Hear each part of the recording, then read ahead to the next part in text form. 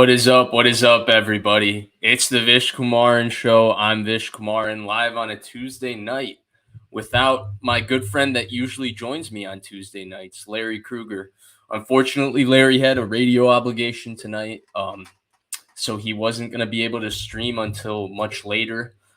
Frankly, it would have been a little bit too late for me, although I'm starting this stream a fair bit later than I originally intended to, so I ended up streaming quite late today itself, but unfortunately no Larry. I don't, intend for this stream to be like my usual Tuesday night streams with Larry. Um so this won't go for 2 hours, but I do have one interesting topic and an observation I wanted to talk about, and then I just wanted to take your questions because that's something I haven't done recently, so I wanted to do that for a little while and just see how it goes. So the first thing I want to talk about is obviously related to Shanahan and his quarterbacks and how he deals with them. That's the title of this video gives that away.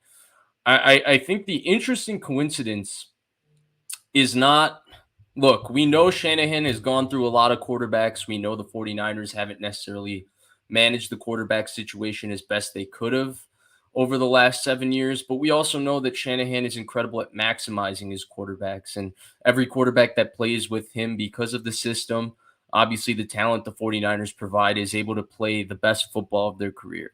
But something I've noticed is that he seems to fall out of love with his quarterbacks quite quickly.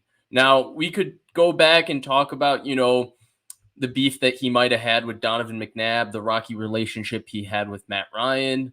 Obviously, it was rocky with Robert Griffin too, but it's difficult to go back to those times. There's other circumstances that obviously involved those decisions, and it's from everything we have been told by the national media who reported on the situation, who kind of told the story of what happened in Washington and stuff.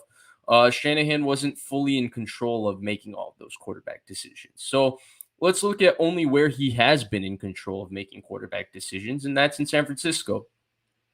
The number one thing I've noticed is that he seems to fall out of love with these quarterbacks quickly. So let's start off with the first guy that they got as their starter, right? Jimmy Garoppolo. Now, we know that the Niners originally coveted Kirk Cousins in that offseason. Bill Belichick offered them a trade for Jimmy Garoppolo. They accepted it. Garoppolo went 5-0, and that was all she wrote for Kirk Cousins. Garoppolo had already captured the hearts of fans, the franchise, everybody. The Niners made him the highest paid quarterback. Now, a lot of people excuse that particular decision of Shanahan because Cousins was his preferred choice and his first choice. But what's often not talked about was the reason they made the trade for Garoppolo was that Garoppolo was the second choice. It had been reported by Ian Rappaport that would be somebody they would consider. We knew Shanahan liked him before the draft. He actually played receiver on his pro day, and he told the story of how Garoppolo threw the ball so hard that his hands hurt.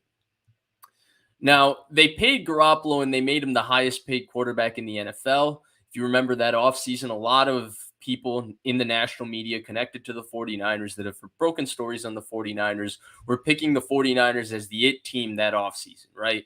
Garoppolo and Shanahan were the new, Walsh-Montana combo in the Bay. Everything was going to be, the 49ers were trending up. They were the team that was going to be worst to first. That's what everybody was predicting. And then that offseason was kind of rocky. Shanahan seemed frustrated at times during training camp with Jimmy Garoppolo. Though it was tough to read his body language. Garoppolo ended up playing 3 games, having a season-ending injury. He didn't play well in the first game against Minnesota. He played pretty terribly in the second game, one they should have lost to Detroit, where he threw a game-ending interception, and they were up by 2 or 3 scores, I think, at the time, after a big 87-yard Matt Breida touchdown run. And then the Kansas City game, they were down 35-7, but that was probably the best football Garoppolo played of that season. He started playing really, really well in the second half of that game. The Niners were making somewhat of a comeback. Probably couldn't have chased down Kansas City in that game, but Garoppolo got hurt anyway. Now, somehow within those 3 games, what was interesting is that the entire perception of Garoppolo and the 49ers and how the 49ers view Garoppolo changed. We went from going into 2018, the football season, which Garoppolo only played 3 games before the season-ending injury, with every single media outlet, prognosticator, everybody thinking the 49ers are the it team, Garoppolo's a top 10 quarterback, Shanahan's an elite coach, all of that. when we came out of that offseason, now Garoppolo had a very, very difficult 2019 training camp returning from his ACL injury. We started getting reports. I very much remember Mike Silver went on 95.7 The Game and said that Nick Mullins, runs the offense how Shanahan prefers, and that there could be a very short leash on Garoppolo. 3 games in between making him the highest paid quarterback in the NFL to him having a short leash for Nick Mullins. How did that happen? 3 games. Okay, that entire perception changed. Now, Shanahan was right, to be skeptical. Garoppolo did not play well for the first 7 games of the 2019 football season, but the 49ers were 7-0. Now, he turned it around and he ended up having a strong second half of the season, starting with the Halloween feels great baby game against Arizona. But it felt like the entire perception with Garoppolo and the 49ers changed. We know that the Super Bowl, a lot of it was obviously his fault. He did not play well in that game. We know the 49ers very much considered replacing him with Tom Brady right after the 2019 offseason. We know they wanted to replace him after the 2020 offseason with Matthew Stafford, then possibly with Deshaun Watson, and then eventually traded up 3 number 1 picks to go draft a quarterback, they used 3 number 1 picks to acquire a quarterback. Then obviously they didn't get rid of him after the 2020 offseason. They tried to after 2021, and now they finally have in 2022. But the entire perception of Garoppolo being the future face of the franchise quarterback for the 49ers changed in 3 games. And the Niners were committed to the idea because they gave him a contract that said that they looked at him as the franchising future. Now, okay, we can say that's coincidence. The Niners didn't know the whole story with Garoppolo, but I've noticed a similar thing has happened here with Trey Lance, right? When you trade the assets the 49ers have traded for Trey Lance, you're basically saying he's the future. He's the face of the franchise. He's the guy.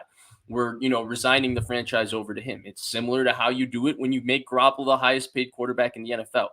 Trey Lance has now played 4 games and had a season-ending injury, between 2021 when he was drafted to now. In 2021, in the beginning of the offseason, remember people were saying Mahomes-like for what Trey Lance was doing in training camp. Trey Lance was getting starter reps against the Chargers. Remember that entire ordeal with Garoppolo playing, Trey Lance then coming and playing with the starters, and they said Garoppolo was going to return in that game.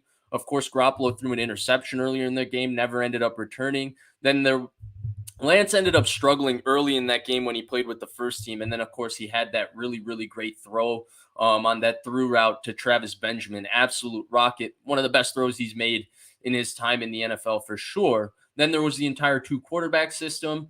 Then there was the, Lance getting the week 1 opportunity. But in all that time, right, Lance was the guy. Then we go into the 2022 offseason, right, and Lance is the guy. Right? They think he's going to have a big season.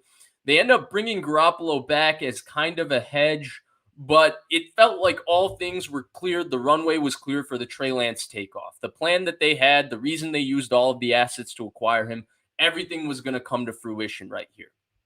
Now, Lance got hurt. Thanks to bringing Garoppolo back, and then ultimately, Brock Purdy surprising the hell out of everybody and playing unreal, the 49ers were able to have a very, very successful season. But in those 4 games, with Trey Lance getting hurt, similar to Garoppolo, the entire national perception has done a 180, right? They're talking about Brock Purdy, Ian Rappaport. Now, the thing with somebody like Ian Rappaport is that he works for the NFL Network. It's owned by the owners. That message is controlled by the 49ers. What he says, I doubt Ian Rappaport is saying, the 49ers view Brock Purdy as the future quarterback because he's just saying it as speculation. I think he would have had a reason for him to say that because he would have been told something that would have made him think that the 49ers view Brock Purdy as the future. Now, I'm not saying they shouldn't. This isn't a Brock Purdy is good, Brock Purdy is bad, anything like that. He played excellent. He's hurt right now.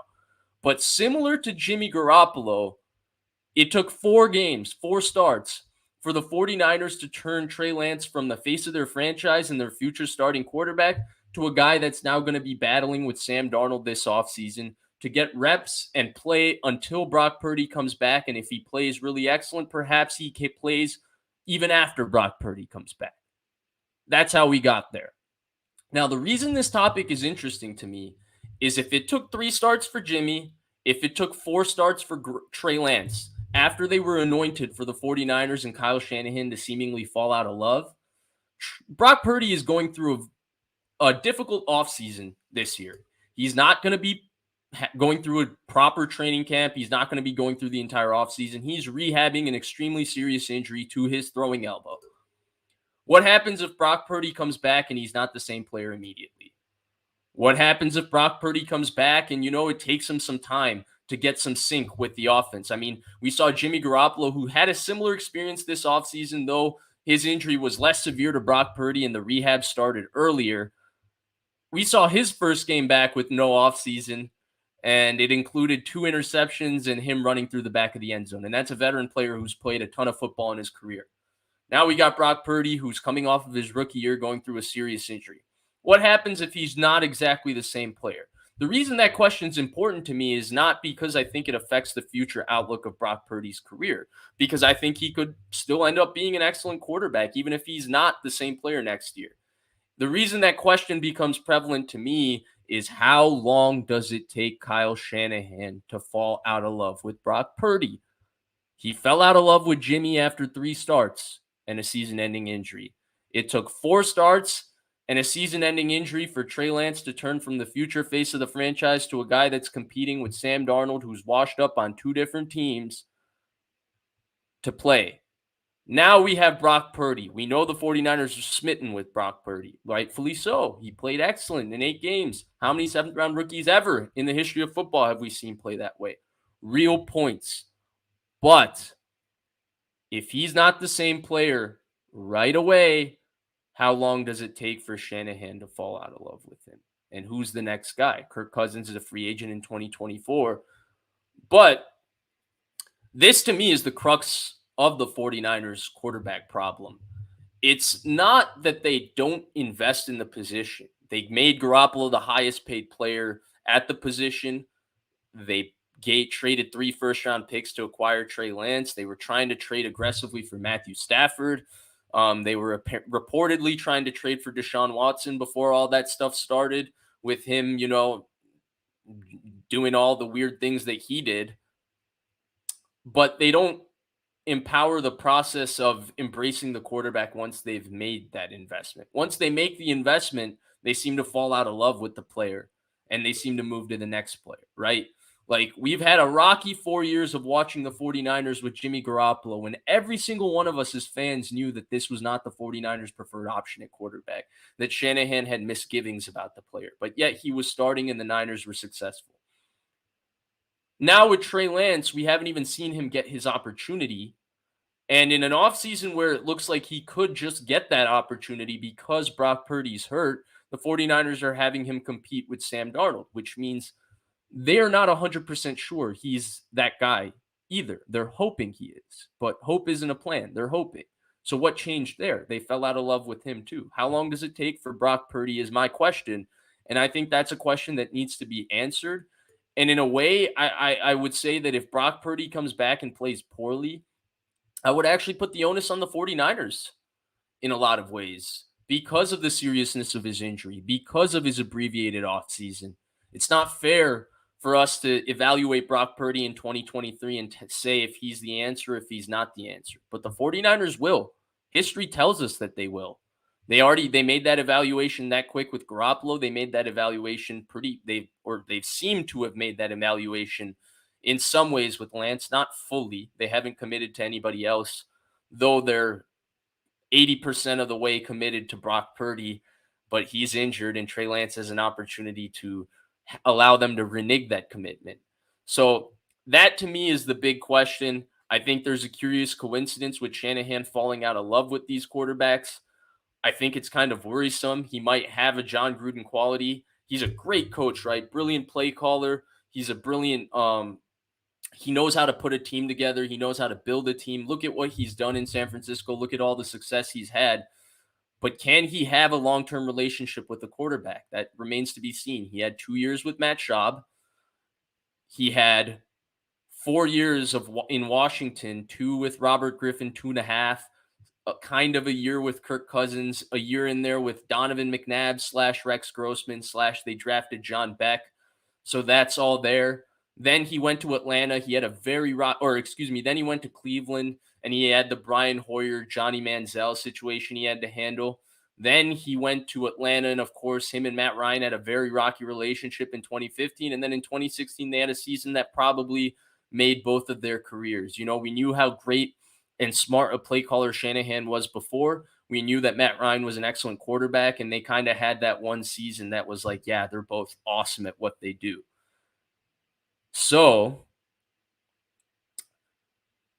even with all of that and all those different teams he's worked with, Garoppolo is the guy that started the most with him as the play caller. 55 games. That's the most starts any quarterback has had. And we know that, 18 games into, excuse me, we know that 8 games into those 55 starts he had with Garoppolo, he was already not fully invested or believing in Garoppolo as the long term answer, or it was reported that way at the time. And so, because of that, I do have that question. And it's not going to be, I think, anything to do with Brock Purdy's talent. It just shows that Shanahan is impatient with this quarterback and he falls out of love quickly. We'll see if he can fall back in love with Trey Lance. I think there's a chance for that. Trey Lance seems to be already getting the work in this offseason, and he looks good throwing the football. He looks healthy. So let's hope he has a strong offseason, or let's hope Brock Purdy comes back healthy and just remains playing the same way he did at the end of last year, which will, allow Shanahan to continue to stay in love with him. But I do think there's a level of impatience here that Shanahan has shown that, may ultimately lead for us to be looking at the quarterback position with three new faces once again in 2024. Because if it took 3 games to fall out of love with Garoppolo, if it took 4 games for the mindset to change with Lance a little bit, what is it going to take for Brock Purdy, who has no offseason and a serious injury? So that's all I have, guys. I'm willing to stick around and take a few questions. I know it's been a long time since I've interacted with you guys. Hope you're doing well. Drop in a question if you can. As always, drop a like. Please like, subscribe, share. It always helps the algorithm. Appreciate the support as always. And let's see what you guys got. Spivey Spy is not happy with me. He says, this is what happens when you have nothing to talk about in April you don't draft until the 3rd round. He's not wrong about this. He's not wrong. But I do think, I guess I think it because it's my own observation. I'm not going to lie there. But I do think this particular conversation is a very real one when we're talking about Kyle Shanahan and his quarterbacks. Like, the perception switch on Garoppolo between 17 to 19 was a wild one to me. I never expected it to happen that way. And now it feels kind of eerie with how it's happening with Trey Lance again. And the common denominator here is Shanahan. And I mean, I believe in Shanahan as much as anybody. I think he's one of the best coaches in the NFL. I love him, but the guy's got to have some sort of long term relationship with the quarterback at some point. Like, I think he hasn't done that yet in his career. There have perhaps been some other circumstances that, oh, my man Jesse Naylor wants to come on. Okay, yeah, I'm going to send you the link right now, Jesse. You want me to text it to you? How do you want me to send this to you?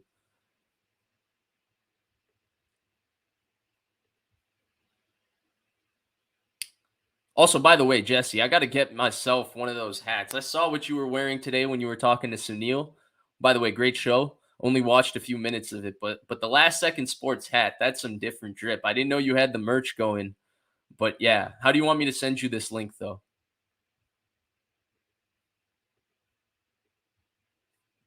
I'm going to email it to you.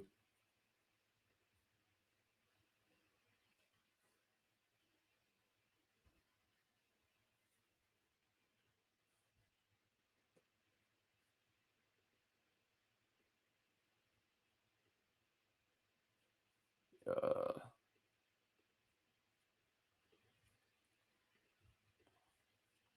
DM. All right, I'll DM it to you. Got you. Got you. Got you. About to DM it to you right now. Ooh, I saw that, J Mill. We're gonna have to discuss that because I actually think that when we're talking about nasally, whiny voices, my voice definitely gets up there. So I'm shocked to see you saying that about Jesse and not myself. But yeah, this is not very nice, Jamil. Come on, keep it respectful. All right, I just DM'd it to Jesse. We'll have Jesse coming on. Wow, look at that, guys. In the meanwhile, I'll take a few questions, I guess, until Jesse comes on or if he's getting ready. I don't know what the exact deal is there with him. I know he just did a show on Last Second Sports with So Real Sunil. So make sure you go check him out there. Problem Bless says, how you feel? Debo going to look with a full summer of work. Oh, there's Jesse. What is up? What's up, Vish? Hey, let me help out J Mill. Is this nasally and whiny enough for you, J Mill? I appreciate the love, man. I appreciate the love. He's Uh, saying I'm from the tough streets of Chicago. Yo, J-Mill, I'm straight from the suburbs. So I'm not from anywhere near the tough streets. What's up though? How have you been? I've been good, man. I've been really good. It's been a while since we've talked. I mean, we obviously talk, on the phone or what have you, but on a show platform, it's been a while. I saw that Larry wasn't on tonight, so I was like, hey, let's see if Fish wants to talk a little bit. Dude, yeah, this is awesome. Where did you get this hat? When's the merch dropping? I have a little bit of merch, but I don't really push it like super tough. Merch is like it's a hard thing, man, and I'm not trying to like just peddle a bunch of stuff. But for me, I like hats, so I'm like I might as well Yeah. represent my own brand. You know what I mean? I mean, to be fair, I actually really like your logo. And then the gray actually works really, really well with your logo. And then it's a flat bill hat, and all of those are pretty cool. So like, yeah, I like the hat. I like it a lot. You should sell Thanks, them. man. I appreciate it. I think it's dope. And you know me, I got tons of hats, tons of flat bills, so it's definitely right up my alley, no doubt about it. I saw that you were talking about quarterbacks because I that's was. what What we else all can we talk talk about. about? Yeah, I saw, by the way, you had a really, really good observation on Twitter, a more correct observation in what Trey Lance is doing with his body. Now, quarterback mechanics are a very, very difficult thing to talk about. It's a very, very nuanced and deep conversation, and For very few sure. people truly understand and can explain and teach it. And I'm not one of them. But the one thing I noticed watching the people who do know talk about Trey Lance is, the idea of his lower half and his upper half being more together and there to be more rotation where he throws from his legs and hips rather than throwing from his arm as much. And it seems like that's the big thing that Brady Christensen, or excuse me, I keep calling him Brady. I don't know why I say Brady Christensen.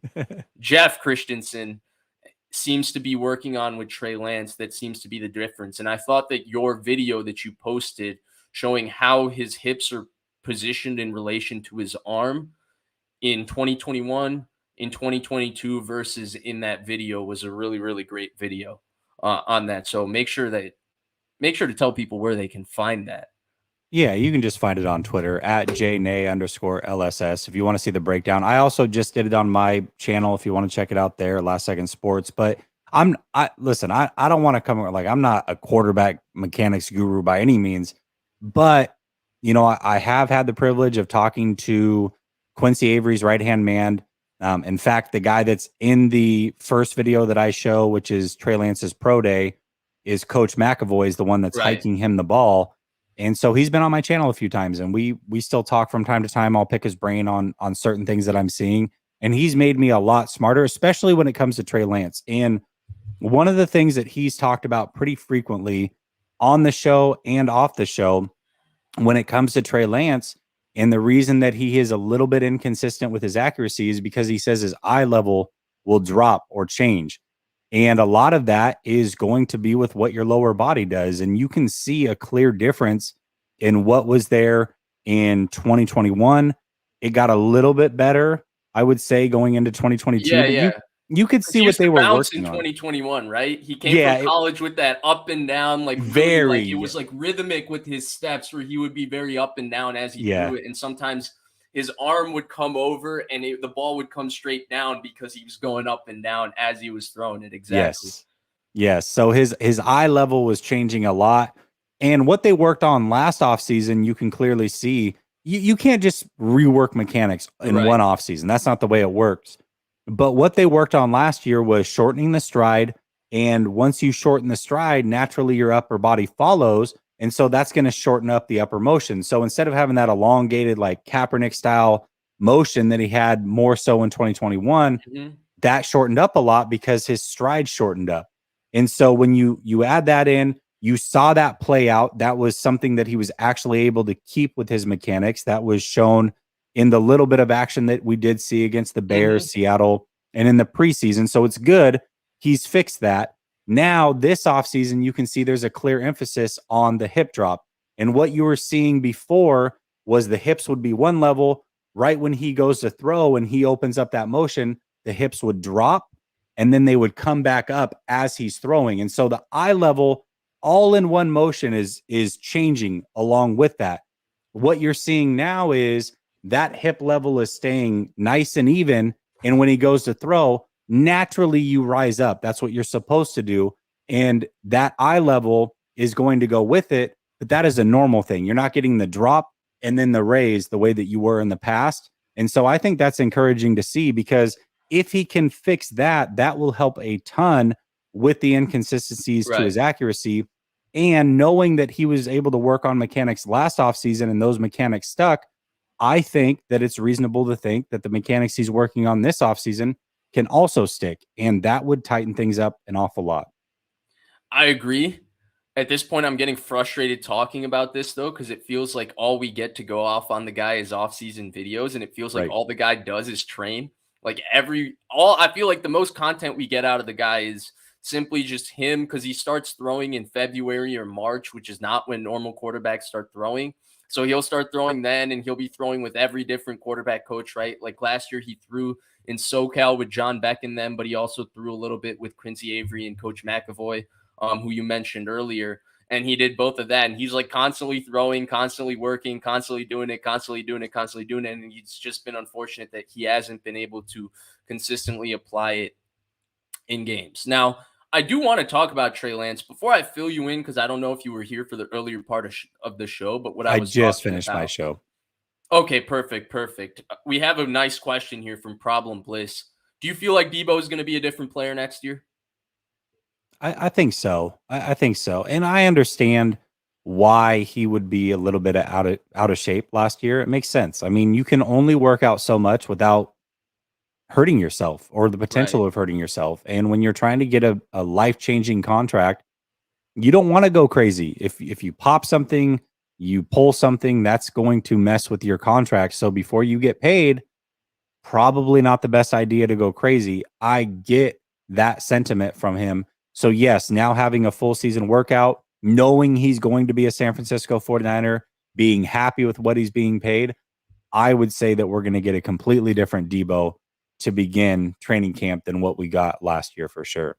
I agree. I last season extended obviously out quite a bit with the 49ers going to the NFC Championship game, but I think Debo had a lot of wear and tear from the season itself. And I wonder how long it took for him to recover and get back to training. And then he had obviously the contract stuff and all of that. And I actually think he had a strong season, Jesse. It was just in between in the middle of the season when he got hurt. It felt like he played a lot of those weeks hurt and then he couldn't play. And it was complicated that way. But the Seattle game, I mean, yeah, Debo looked a little bit bigger maybe, but he still looked like Debo in a lot of ways. I mean, he had probably the biggest performance of the playoffs for the 49ers in that Seattle game. He was dominant. He looked like Debo Samuel.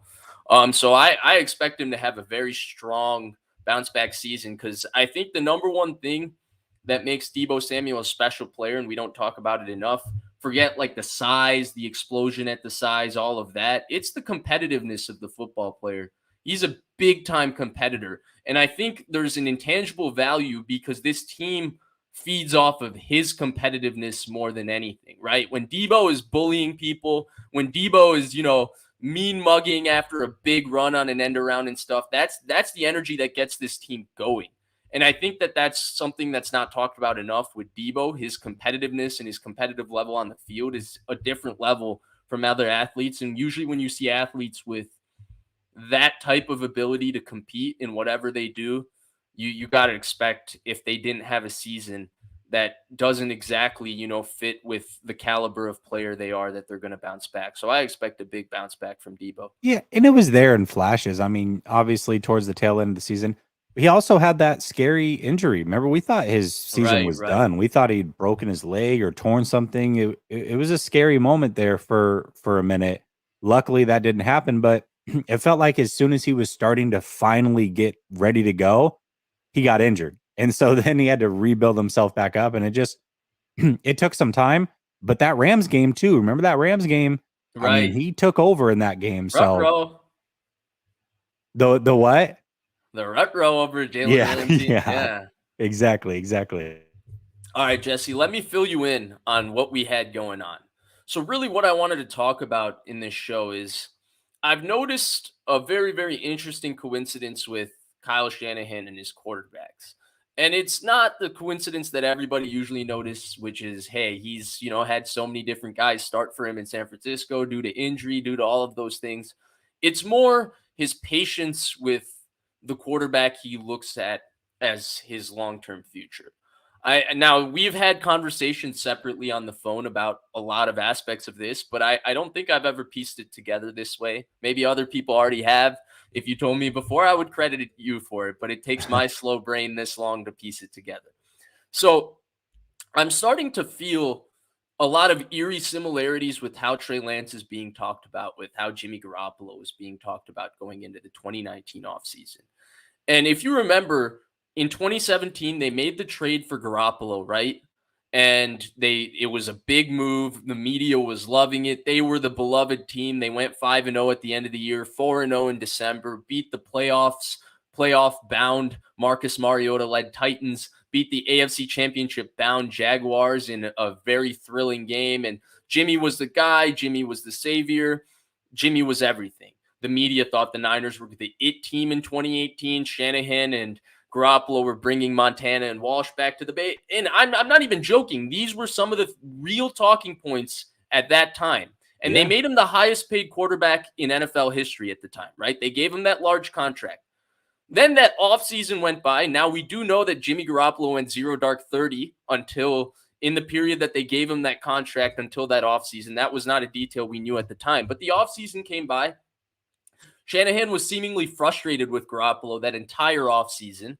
Then Garoppolo has a very, very up and down, uneven game against Minnesota with the 3 picks. Then he has an awful game against Detroit where he looks scared to throw the ball at times. It felt to me like he was a quarterback that had been chewed out by his coach and he played, poorly. And then the Kansas City game, they're getting steamrolled, but he actually found a rhythm in that Kansas City game and he was playing well. They were making a comeback. He then tears his ACL. Now, we know in the time after tearing his ACL, the rehab process, the offseason for him was tough. He didn't play well in training camp. We also know he spent time learning the offense from Mike Shanahan. But in that time, it had felt like the entire national perception in those 3 games had done a 180 flip on Jimmy Garoppolo as the long-term answer to the quarterback. We had Mike Silver coming on the local radio show, 95.7 The Game, and saying Shanahan prefers Nick Mullins and how he runs his offense, and they're going to have a short leash with Garoppolo.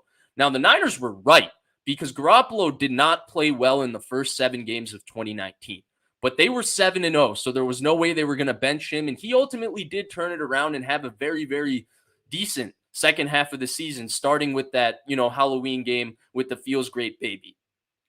Now, it took 3 starts, Jesse, for a guy, or 3 starts for a guy that they looked at as the long-term future. That's what you look at when you make him the highest paid quarterback in the NFL, to Shanahan flirting with Brady the subsequent offseason after winning the Super Bowl, Shanahan flirting with Stafford, then flirting with Watson, then trading up for Lance, them trying to get rid of him and then not getting rid of him in 2021, them trying to get rid of him and not getting rid of him in 2022, and then finally getting rid of him in 2023. Now, Right. similarly, in that period, right, they made a similarly gigantic move that indicated their feelings at quarterback, right? Just like paying Jimmy Garoppolo that much money tells you that they look at him as a long-term future, trading that much up for Trey Lance indicates the same thing. Another funky offseason, right, with Trey Lance. Everybody was saying there was some Mahomes-like comments at the start of the offseason. He was picking up the playbook faster than they thought. Shanahan said he was pushing Jimmy. They both take first team reps versus the Chargers. There was the entire thing with the Chargers game that people forget. Jimmy started the game.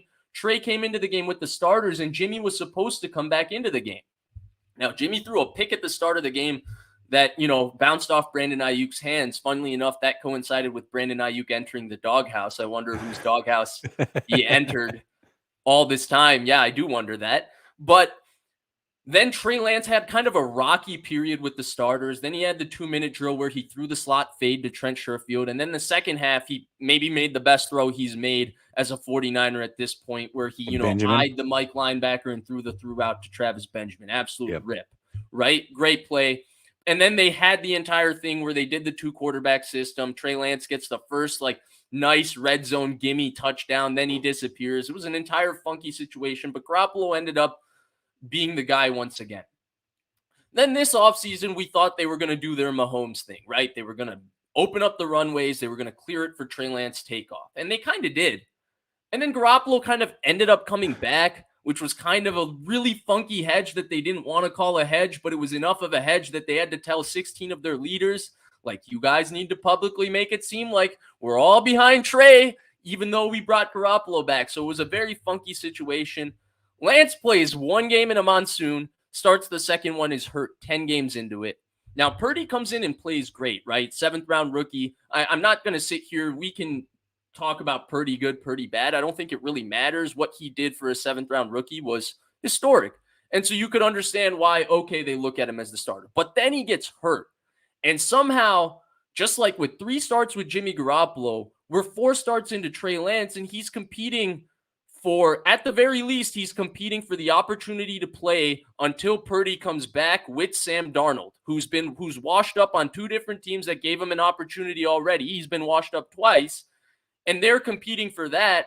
And it's going to take, him playing outstanding to ultimately surpass Purdy. But at this point, really, he's playing for at least until Purdy comes back, and then we'll reassess the situation when Purdy ultimately comes back. That's what he's competing for.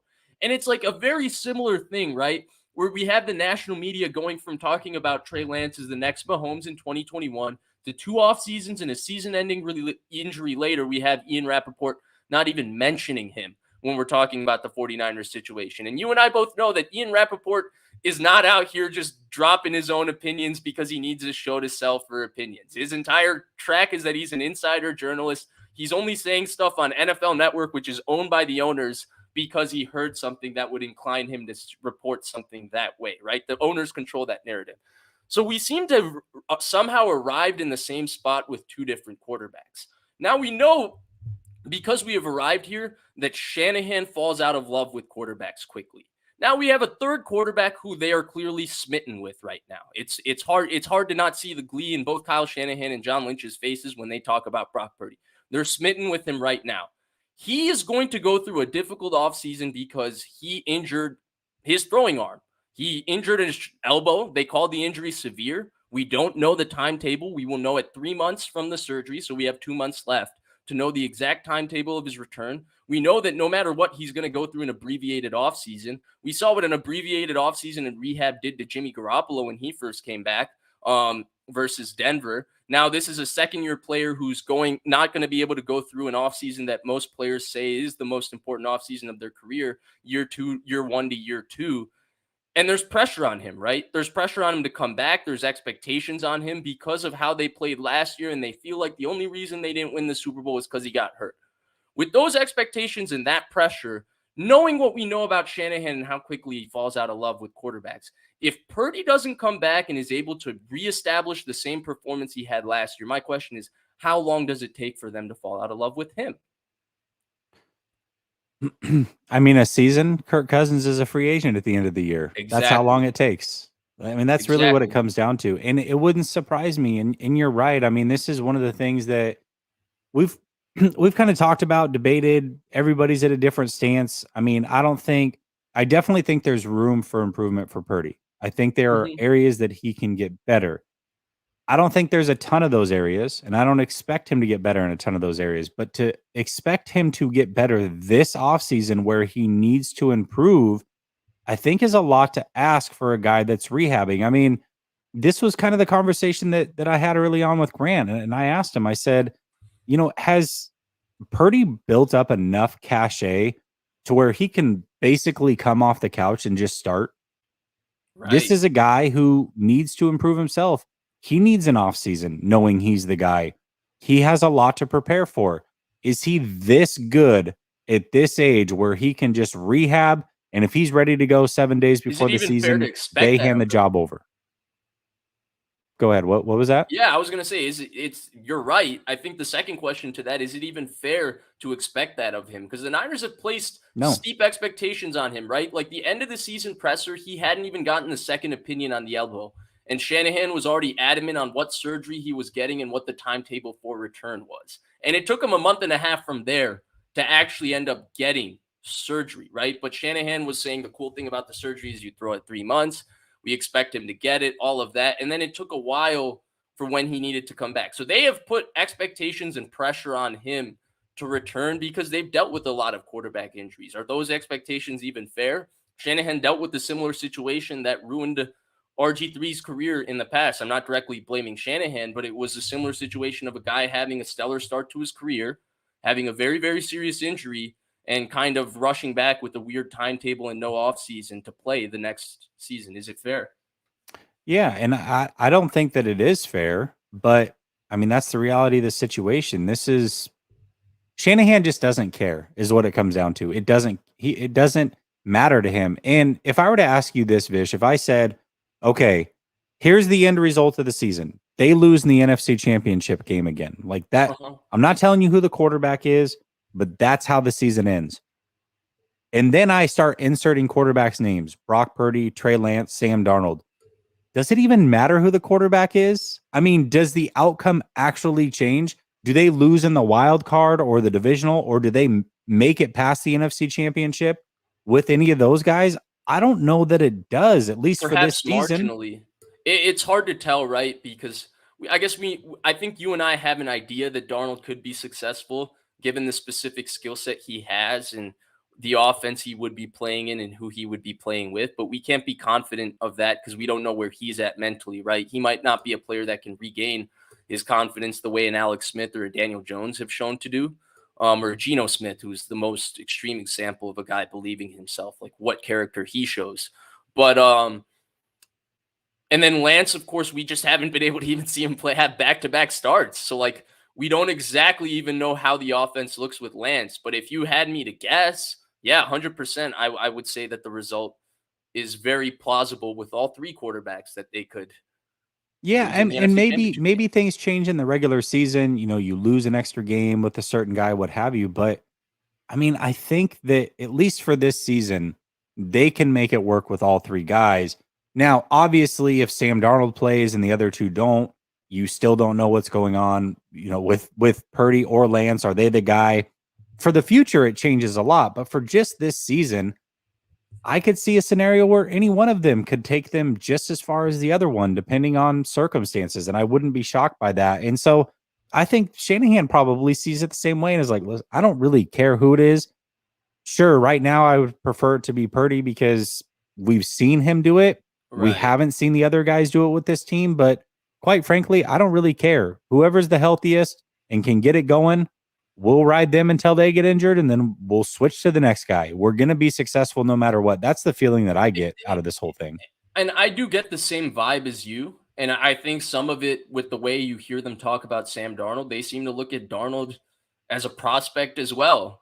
And in a lot of ways, the way they talk about Darnold, it sounds to me like, hey, if it works out with Trey Lance, great. But if it works out with Sam Darnold, great too. We have a number 3 overall pick that has a ton of talent there as well. It's not like it has to be Trey Lance. They just have two prospects here who have the opportunity of being something in their opinion. I mean, it's clear that they think highly of Sam Darnold. How many quarterbacks have you seen Shanahan ramble on for 2 minutes about he's as talented a thrower as I've seen. He's tough. He's got great feet. He really moves well for a guy. He's his size. He's a He natural did, by the way, playmaker. he did say a lot of the same things about Sudfeld. If you go back and read the press clippings from I last year, know, I it's know, I so know. It's weird. Yeah. crazy. It's crazy. And then, you ask him about Trey Lance, and ever since he called him a natural quarterback when he first drafted him, it's been he's a great kid. We love how he works. Dual We love threat. who he is, dual threat, right? Yeah. So it's like, it's almost like, how do you expect us to not read into that? But that aside, I think you're right in terms of that's a way to look at it. And I guess maybe the Niners are taking a year to year approach to their quarterback position in general. I don't think that's prudent. I think at some point you have to marry yourself to a guy. The NFL has become as quarterback centric as the league has ever been. Like, that's where, like, so for example, I was talking with 49ers 24/7 because I tweeted out a version of the soliloquy I said to you. Um, and we were just talking about Shanahan. He was talking about Shanahan versus Andy Reid. I actually, when I look back, like, if you put Shanahan and his approach to the quarterback and how he's built the team, if you put him in that early 2000s era where Andy Reid was in Philadelphia, I think he would have won a Super Bowl.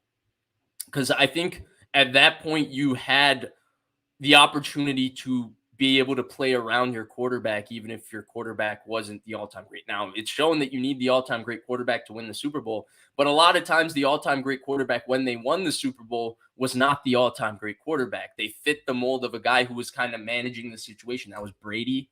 That was Russell Wilson. There's a lot of different guys. Brad Johnson, Trent Dilfer in that time period, right? You had a lot of different guys you could throw in there. And so if you throw Andy Reid, I feel like what he was doing in Philadelphia, Andy Reid's problem was he was always empowering the quarterback too much. He was always throwing too much. He was always behind his guy and putting up numbers. If you take that approach and you put it into the era we are in today, I wonder if, forget Mahomes, because obviously Mahomes is one of the best quarterback I've personally ever seen in terms of how he's played the position to start his career. I've never seen anybody do it at this level for 5 straight years. But I do wonder if Andy and Donovan McNabb would have had a different level of success today. I mean, Donovan McNabb, what you can say what you want, but Donovan McNabb had size. Donovan McNabb had a real arm, like the top NFL arm. He was a good athlete. He was a good player for a while. And I think he had a skill set that in today's NFL, he might have had a lot of success with Andy Reid empowering him the way he did. So I think, you compare them because they're both two brilliant offensive minds who have seemingly done everything right except win the Super Bowl to start their head coaching careers, which is kind of the case with Reid and Shanahan. But I think their issues are a little bit different. I feel like Reid has always been completely committed to his quarterbacks, right? Long relationship with Donovan McNabb, long relationship with Alex Smith, now long relationship with Patrick Mahomes, whereas Shanahan has had 2 years with Schaub, 2 years with Ryan, with 1 year being very rocky in 2015, a couple years with RG3, a couple years with a lot of different guys, and then 55 starts with Garoppolo, who's actually started the most games with him as the play caller, and he didn't like Garoppolo. Yeah, I mean, they are polar opposites when it comes to that. They really are. I mean, but that's also comes down to philosophy. I mean, you look at Kyle Shanahan, he's a run first coach. That's what he prefers to do. He wants to run the ball. That's how his dad won a Super Bowl. Yes, it was with John Elway, but John Elway was not John Elway when he won those Super Bowls. It was built on the back of Terrell Davis and that running game. And then once Davis left and you got the Orlando Garys, the Clinton Portis, who it didn't matter. Orlando Whoever Gary they did threw run back for there. 1,200 yards. Right. Like it was a lock, and then Shanahan in Washington gets himself Alfred Morris, who blows up his rookie year. Arian Foster all of a sudden turns into like the vegan superhero. He's crazy good for a few years. I think he was the year after Shanahan. I think they had Was that the year that he blew up? I think they had Slayton with Shanahan, but he was I think, a 1,200-yard rusher. All right, maybe that was the case, but it just seems like he's able. Raheem Mostert, where the hell did he come from? Breida played the best he could have. So this is what he does. They just prefer to run the ball. It's a completely different philosophy, and I think maybe you're right. If you take that philosophy and Shanahan and you put him back in that era, probably is able to win a Super Bowl with that Eagles team, especially with some of the running backs they had there. I mean, my gosh. And then you fast forward and you put, I mean, we know that Reid can win a Super Bowl in this era because he's done it, but you give him a chance to coach this team and maybe he's got the quarterback figured out and the outcomes are different for this team. So I think you might be onto something with that one. Hey, I appreciate that. I try to be onto something. Ashley Keating says, don't you think there should be an incentive for them to want Trey to work out? I guess I don't understand why they wouldn't push for that harder than being okay with him or Sam, but I don't know. I don't know. I mean, for me, I do understand the Purdy situation. It's really hard to move off of a guy who you've won with. Totally understand that. But once Purdy was injured, I thought it was a clear cut, hey, let's figure out who Trey Lance is. Right. Even if we think Purdy is the future and we think that after Trey Lance plays, maybe we can pump his trade value. Maybe we just get the answers. Maybe Trey is really, really good and he's our future. Yeah.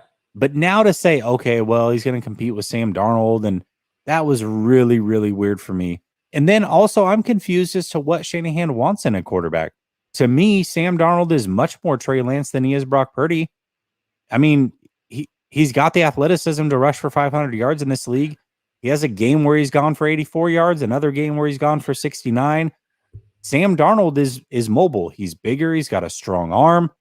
I just don't think he has it all up here like Trey does, and that's the difference. But Sam overall, Darnold as far as an is- archetype, I think that he's closer to Trey than he is Brock Purdy. He's Jimmy G if you put traits on him. That's who he is. Oh God, He's quickened up his delivery. It's Right. actually a very, very quick delivery. He was a guy who came out of USC with that super long, dip the ball way below his waist motion. He's really quickened it up. He's good throwing short intermediate, like really good throwing short intermediate. He's good at throwing the football over the middle of the field. He's got the arm to throw it deep and outside, but he doesn't do it well. He has quick feet. He'll be better than Garoppolo at all the move stuff. So the QB boot, all of that will come back. But the process, the way he sees it, it's very Garoppolo-esque, I think, at his best. And we know that works in this offense. But I'm with you. I think the incentive should be to push Lance. I think that's what makes sense. I think that there's a very fragile situation that they've created in the locker room, that they've created maybe a perception that they have played some favoritism to Lance. And I think they're trying to create the perception that they aren't. But it feels like they've been doing this game of that from the beginning, right? When you make the trade that you made for him, you're already showing commitment to him. But then they didn't feature him in that immediate subsequent state of the franchise that summer, right? 3rd overall pick in the draft, quarterback. You traded 3 firsts to acquire him, and you didn't feature him in the state of your franchise. Nobody questioned that, but that was weird. That was weird. But it felt like they were trying not to like make it look like he was the guy, and out of respect to good old Jimmy Garoppolo. Then, of course, there was the weird thing with him getting the first touchdown of the year after Garoppolo was technically part of the drive that took them down the field, and it was a really easy touchdown on a little return route to a wide open Trent Sherfield. Then there was that entire thing. Then there was the thing this offseason. Jesse, I still don't think it's been given enough attention that they called 16 different people on this team that are prominent players in and said, hey, we're bringing Jimmy back. Like, look, we're about to sign him and bring him back, but this is nothing against Trey. Make sure that you're propping him up every chance you can get. And I think there's a psychology to it, because if I was one of those 16 people, my boss brought me into the office. My boss rips me anytime I can make a mistake. And now he's telling me to prop up this other employee. And it's versus my friend who my boss has replaced, not because I wanted to, because he was frustrated that he got hurt in 2020. Like, I would feel some type of way naturally about Trey Lance. And sometimes I think that they hurt his perception that way too. So I think they're battling a very, very fragile situation with that. But I think it's time they just stop caring. Shanahan is the most powerful person on this team. They got to do what he says. He's got to take a little bit more of a Harbaugh approach, right? With Harbaugh, there was an opportunity for there to be divide with Alex Smith and Kaepernick, right? You had players like Joe Staley who were vociferous in their support of Alex Smith, and you had players like Michael Crabtree who were vociferous in their support of Colin Kaepernick. But Harbaugh made Colin Kaepernick the effing man. He didn't let anybody question him. He said he's the effing man. I believe in him, and that was kind of that. Shanahan has had his cake and eaten it too with this situation. He's been wildly successful making 2 different NFC championship games. But from the locker room standpoint, he's made it very, very difficult, I think, for Trey Lance to create an edge and take over this team. And I don't think bringing Garoppolo back as a hedge helped that at all last year. Yeah, I mean, I think 2 things based off of kind of what you're talking about there. One, first round quarterbacks that are drafted that high, I hate this, and I get it in my chat all the time. Like, Trey Lance never had to earn the job. What top 5 picks ever Right. have They to don't have quote to. unquote earn the job? They don't. They just play. Now, it may not be year one, but when they decide to play them, they are the guy and they get to go through their growing pains. They get to fall on their face. They get to work through it. And sometimes they get too many chances. Sometimes, even if it's not with that team, we know they're not very good, but they'll get chance after chance after chance in the Look league at Sam because Darnold. exactly they were drafted. Baker Mayfield, because they were drafted high and somebody sees something in them. So this whole Trey's gotta earn it, BS, man. That doesn't happen. That's not the way the NFL has ever worked. Yep. So why would it have to work that way with Trey Lance? That's number one. Number two, when Shanahan has those conversations, I know that he's trying to like, okay, maybe it'll create a less stressful situation and I can get everybody on my side if I just don't pick a guy. Just have these conversations in private. We're all moving as one unit. I've got my coalition here. But really, what you're doing by not picking a guy and making that known, you're leaving it open for things to fall apart behind the scenes because now you're giving every single individual in the locker room autonomy to choose whoever they feel like they want to Right. play. Right. Maybe some people like Sam. Maybe some people like Trey. Maybe some people want Purdy. Maybe it was Jimmy. Whatever the quarterback situation is, you're now giving them an option to think differently than what you want to do. So you've got to step up and say, hey, this is who we are riding with until we are not riding with them. This is our guy. This is who it's going to be. This is why. There is no option to choose anybody else. You're wasting your time. Stop thinking about it. That's it. I agree with you. I think you nailed it, and I think that point has not been spoken to enough. There's an inherent privilege once you're the quarterback, and then that privilege increases when you're the quarterback that was drafted in the top 5 and 3 firsts were used to acquire you. And the 49ers never treated Trey Lance like a guy that had that privilege. They always tried to make it seem like he was just another quarterback that they picked in the middle of the draft, and that was kind of the situation.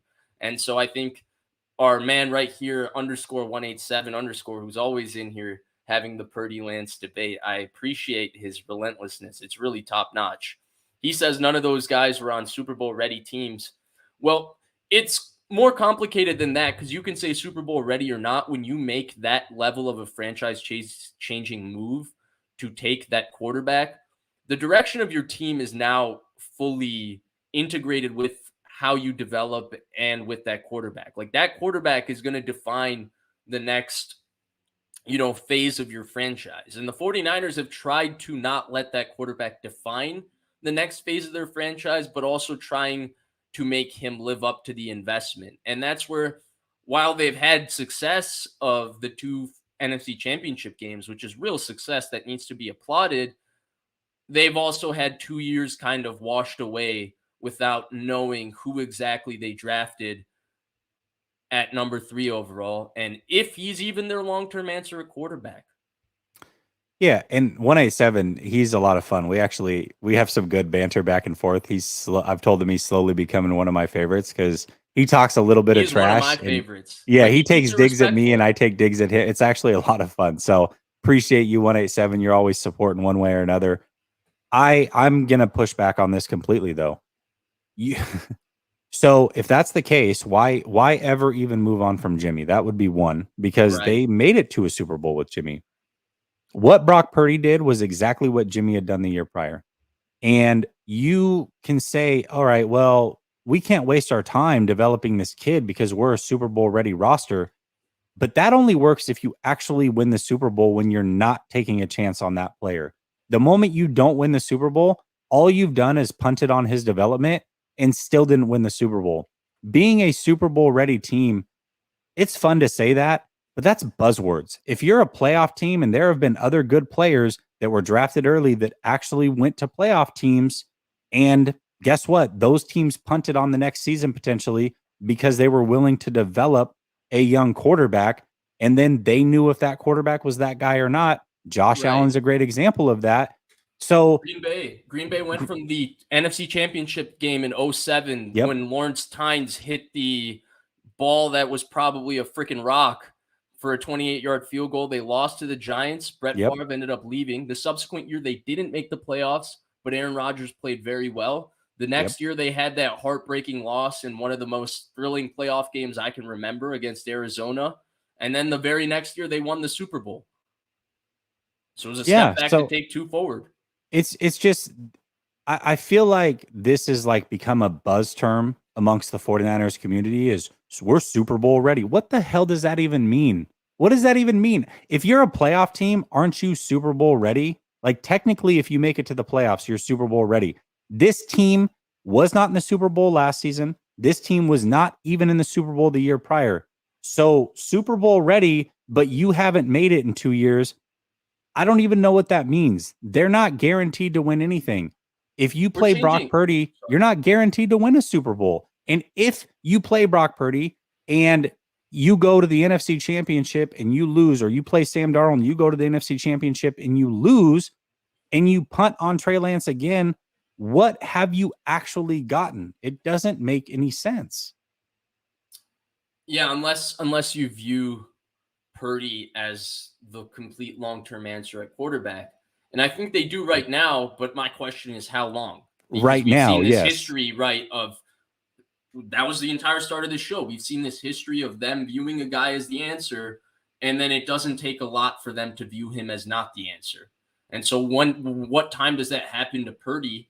And maybe it wasn't fair to Garoppolo the way he was ran through and talked about in the media for 3 or 4 straight years. Maybe it's not fair to Lance that, he hasn't got his opportunity. Maybe it won't be fair to Purdy if he doesn't play well next year and the Niners lose 2 straight, if he comes back week 4 and they start the season 2-2 and then he's a little rusty and they lose 2 straight. Like, it won't be fair to just bench him or, put a, like, do you go through the growing pains with him then? They don't want to go through growing pains. It's complicated. But I'm glad you brought this up, and I'm glad Bobo0383 brought up this comment, because I think we're starting to shift the narrative a little bit on what exactly was our conversation when they traded up to get a quarterback. Our conversation when they traded up to get a quarterback, and the reason a lot of us felt like they should have, by the way, I got to respond to this first. Jay Boogie was not on YouTube. He was criticized up and down thoroughly by the national media. The local media never provides criticism, so no player on the 49ers is criticized by the local media. But up and down, the national media had their way with Jimmy Garoppolo for a good 2 years.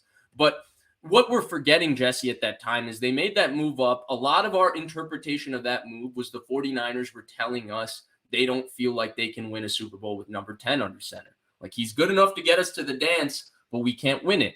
And there was pressure to get Stafford, who I felt like was a Super Bowl winning quarterback at the time. A lot of people didn't. I was vindicated, just taking my quick victory lap here. But they went after Stafford. A lot of us thought Watson was that caliber of a guy.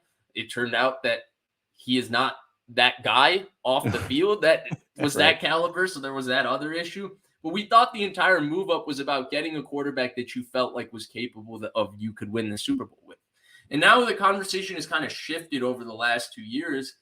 But at the time, in fact, when they lost to the Rams, there was that lingering frustration that it was like, we've seen this before. It's deja vu. Like, they made it that far. The team was this good. The team was this talented. And it just didn't work because the quarterback was just not good enough. Like, we can talk about the Tart dropped interception, real thing. Tart should have caught that football. Tart will tell you he should have caught that football. But that happened with 10 minutes left in the game. You know who also threw their second interception with 10 minutes left in the game when the 49ers had a 10-point lead? The year before, or 2 years before, in the 2019 Super Bowl. Tarvarius Moore caught that interception with 10 minutes left in the game, the exact time Jaquiski Tart dropped that interception. Similarly, it was the second interception thrown by a quarterback. Similarly, the Niners were up by 10. The Chiefs came back to win that game. So there was no guarantee if Tart caught that football. We saw Stafford's ability to drop back and make big-time throws outside the numbers. The covered 2-hole shot he threw to Odell Beckham that Jimmy Ward had the late hit on was a game-changing play right after the drop pick. And we saw that was the difference in that football game. Stafford made a few big-time throws that Garoppolo just didn't make. So we had our answer there. And it's funny because now we've shifted, and maybe Brock Purdy is the guy that can get them over the hump, and he is the guy that, they feel like they can win a Super Bowl with, but he's injured right now. And we felt like the move and the attempt to develop Trey Lance was to get yourself a quarterback that you felt like could get you over the hump. And okay, he wasn't that quarterback last year. He got hurt. You didn't view Garoppolo as that quarterback, really. Even if you view Purdy as that quarterback, he's hurt. Why are they not resuming everything status quo with Lance? It's a very, very complicated question, and nobody has been able to answer it answer it to me. Like, oh, it's not a big deal that he's competing with Sam Darnold. Oh, it's not a big. I'm not telling you it's a deal or a big deal. Right. I just want to know how he went from the incumbent in 2022, gets hurt, the guy who allegedly beat him out, who was playing very, very well, isn't even in the conversation right now because we don't know the timetable for him to return. And he's somehow not the incumbent. He's competing with the guy who's washed up on two teams. Now, that hasn't been answered. Nobody can answer that question, but that's the $1 million question of this offseason to me, Jesse. Well, and what's even more interesting is, and I've got a tweet out there leading up to that offseason where they drafted Trey Lance. And I said something along the lines of, if you think Mac Jones is ready, then you should think that Trey Lance is ready to take over day one as well. And people are like, oh, you're an idiot. You don't know what you're talking about. Jones blah, blah, had blah. the 17 starts only. Right. And it was more so because of the mindset, the mentality, knowing what he had been through, how smart Trey Lance was, all those things. Well, you fast forward, we now know that Shanahan thought the same thing. The reason he went with Trey Lance is he thought he was the most mentally ready quarterback in that draft, even ahead of Mac Jones, which I agreed with. That's why I wanted Trey Lance. And so the fact that he thought that then, but didn't do what the Patriots did for Mac Jones and moving on from the other option, that's what blows my mind. And so, yeah, you gave him the chance in the second season. He got hurt, what have you, but that was really it. If you had started him year one and just turned the franchise over to him at that point, coming off of a 6-10 season, if they had gone 8-8 or whatever, and you had seen a bunch of growing pains, it would have been understandable. Nobody would have been pissed off about it. And by the end of that year, you would have been like, either like what Chicago saw, where it's like, hey, it wasn't perfect by any means. There was a lot of rough patches. Right. But we see that there's something with the guy. There's something here. We might have a guy. You know, and so at least you would have those answers. Or maybe he got injured, and then in the second season, he gets injured again. You're like, man, we gave you your chances. Right. Here we are into year 3 now. I understand why he's competing. He's Zach Wilson. He's a complete biscuit. But you would have known at this point, right? Yes. You would have had your answer on whatever he is. Instead, we're here without having that answer at all. Yeah, you're absolutely right. It's a very, very interesting situation. Deshaun DeVoe, appreciate the donation, says Kyle Shanahan is not going to be satisfied until he get Kirk Cousins. None of his quarterbacks he would ever love. It sure does feel that way sometimes. It definitely does. And if Kirk Cousins is the starting quarterback of the 49ers in the 2024 season, I will not be shocked. Me neither. I think that would be their pivot. I wonder how they would sell it. Right now, their entire sale job at the quarterback position has been rookie contract, rookie contract, rookie contract. That's been their buzzword. But that's new this year. That's like a new thing. But there's basically this entire sell is they're trying to tell us that the story behind their mindset on how they're approaching the quarterback position is that all they wanted was a guy on the rookie contract. So they traded all that up for Trey Lance because they just wanted to get a quarterback on the rookie contract. And if Brock Purdy ends up being that guy, it solves their problems because they were never worried about the picks. They were just worried about the rookie contract, right? So it's an interesting way to look at it. I wonder what they would do. Which is completely contradictory because you said it yourself. Who did they go after before they drafted Trey Lance? They went after Stafford. Right. We assume they were in on Watson, which, it makes a lot of sense. Maybe they were, maybe they weren't. But we know they were in on Stafford. We know that they called the night before the draft about Aaron Rodgers. So it's a rookie. It was a rookie contract. That's the whole reason. No, this is, maybe we screwed up in taking Trey Lance and we weren't ready to develop him. We fell in love with what he could be, but we didn't want to do any of the work. Well, hopefully Purdy can be that guy and he'll save us, and then we can sell it as this rookie contract. And that's not ultimately what you went into this for. You were trying to get yourself a veteran that you felt like could win the Super Bowl that very next season. That is not why you took Trey Lance. Right. Cinnamon Kiss, Sin, good friend, says, hi, Vish and Jesse. Really great show. I think so too, Sin. Appreciate it. She says, I think Trey beats out Darnold. Trey knows the playbook and is really smart. Yeah. I mean, I think he beats out Darnold, but it's less about that and more about you've got a kid who needs literally every snap that he can get, whether it is in game or just leading up to these games. Every snap can make a world of a difference in his development. He needs that right now. So if you're taking first team snaps away from him, even if it's 20% to give to Sam Darnold, it's too much. It's way too much. If you want to actually find out what Trey Lance can be, you have to give him every opportunity. Every snap matters for him. Yeah, I 100% agree with you. I think Trey Lance is also capable of beating out Darnold. I think he should beat out Sam Darnold, but I don't think it's going to be as easy or it's going to look as easy as people. I think with Darnold it's complicated because he's got real talent, and that's going to, incur some good faith from a few of his teammates. And I will say this, the moment to start worrying about Trey Lance is if you hear a prominent 49ers voice or player. I mean, we've already heard a prominent voice in Greg Papa say he thinks Sam Darnold will be the starter. But if you hear them say, I knew he was talented because he was the number 3 pick in the draft, but I didn't know he was this talented, or I didn't know he threw it like that. When you hear that, ding, ding, ding, ding, ding, ding, ding, ding, ding, ding, ding, Sam Darnold wins the job. Yeah, it's funny because I had made a statement last year. I said, because the biggest thing in training camp is everybody loves going and then tweeting about how the quarterbacks are playing. And it's been a big deal the last couple of years, but that's not always the way that it works. But I said at the end of last training camp, I'm like, well, this might be the last training camp that we have that situation. So I hope everybody enjoyed it. That is not the case. We're going to have that exact same situation this offseason. And I'm actually going to go to training camp, so I'm going to take it all in. I can't wait. I'm planning to possibly go as well. Perfect. Let's link up. 100%, 100%. Gold Money says, how likely is it that Kyle is still interested in Cousins?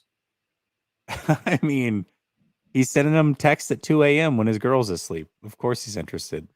I mean, jokes and memes aside, it makes sense why you would be interested in Cousins. He's a very, very solid, consistent veteran player who exactly what his skill set is, what his capabilities are, and what his limitations are as well. And knowing what you are and what you have is a very, very powerful thing in sports because it allows strategy to be much more cleaner and simpler because you know exactly what the guy is and what he isn't. If this Jets-Rodgers thing falls through, how much you want to bet says they pivot to Cousins? I think so too. That I was going to bring them up. They were very, very close to getting him before they traded up for Sam Darnold in 2018. Right. Yeah. Actually, a lot of people thought he would sign there. Yeah. With Jeremy Bates. I remember. Yep. Mike Shanahan guy. Yep. Oh, by the way, the best season of Sam Darnold's career playing for Jeremy Bates. His rookie year. No shocker. He had that stretch at Green Bay near the end of his rookie year. Once he came back, he had a small niggle, foot injury, something like that, shoulder injury, something. He came back and he had a small stretch where he had a great game at Green Bay. Another game, I think it was against, I want to say Miami that he played well, but he had a small 5-game stretch that's probably the best Darnold's ever played in his career, was right there with Todd Bowles as the head coach and Jeremy Bates as the OC. Yep, I remember. Greg T, good friend of the show here, asks, Jesse, can you ask Vish for his favorite 49ers memory? So the reason I brought this up is because I wanted to ask you, what's your favorite 49ers memory before I go? Yeah, that's how I ended the show. On mine, we were talking about it, so I think that's where he's pulling it from. All right. So everybody's gonna have to go to Last Second Sports to hear that. No. I'll say it here. No. Okay. It's not that big of a secret. No. So for me, it's the catch 2. It's Terrell Owens, the catch 2 against Green Bay. At that time, they had lost to Green Bay 3 straight years in the playoffs, and quite frankly, those games weren't close. Brett Favre had won 3 straight MVP awards, and this was a team that the 49ers just could not beat. And here it came again.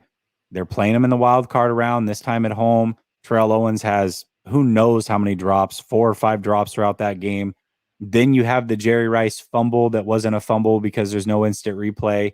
And then the catch that yes, it didn't have the magnitude of the original catch being in the NFC Championship and completely transforming a franchise. But for a young Jesse, that was a very impressionable moment on me. And then the radio call of he caught it, he caught it, he caught it. I mean, it's a moment that will forever, ever live in Young infamy for me. stumbling in the pocket on his drop. Loved it. Yeah, on the drop back. Over. Yeah. Yep. Adds to the kind of dramatic theatrics of that. That's an awesome memory. You're lucky, you got to live through a time when the 49ers were consistently good. For me, it's the 2011 season. There was so much dismay for me as a Niners fan. I mean, there were a lot of disappointing seasons, right? I think they went 7-9 in 2009, and they were supposed to be good in 2010, and they started the season 0-6, I want to say. Had an ugly loss at Seattle with Matt Hasselbeck week 1, then had the New Orleans game. Week 2, was it against New Orleans? At home, the home opener where Patrick Willis leveled Reggie Bush. Yeah, tough times. But the 2011 season, the magic of it, thinking they could be good, then week 1, funniest thing, right? Jimmy Ray was the coordinator before. And at the time, see, these are the funny things, but at the time, Harbaugh was sold to us as the next Bill Walsh, right? Right. He wasn't supposed to be Jimmy Johnson, this guy with a grippy personality who, if a team buys in because he has so much self-belief and confidence and conviction in everything he does, you can go really, really far on that belief and willpower itself. He was sold to us as Bill Walsh.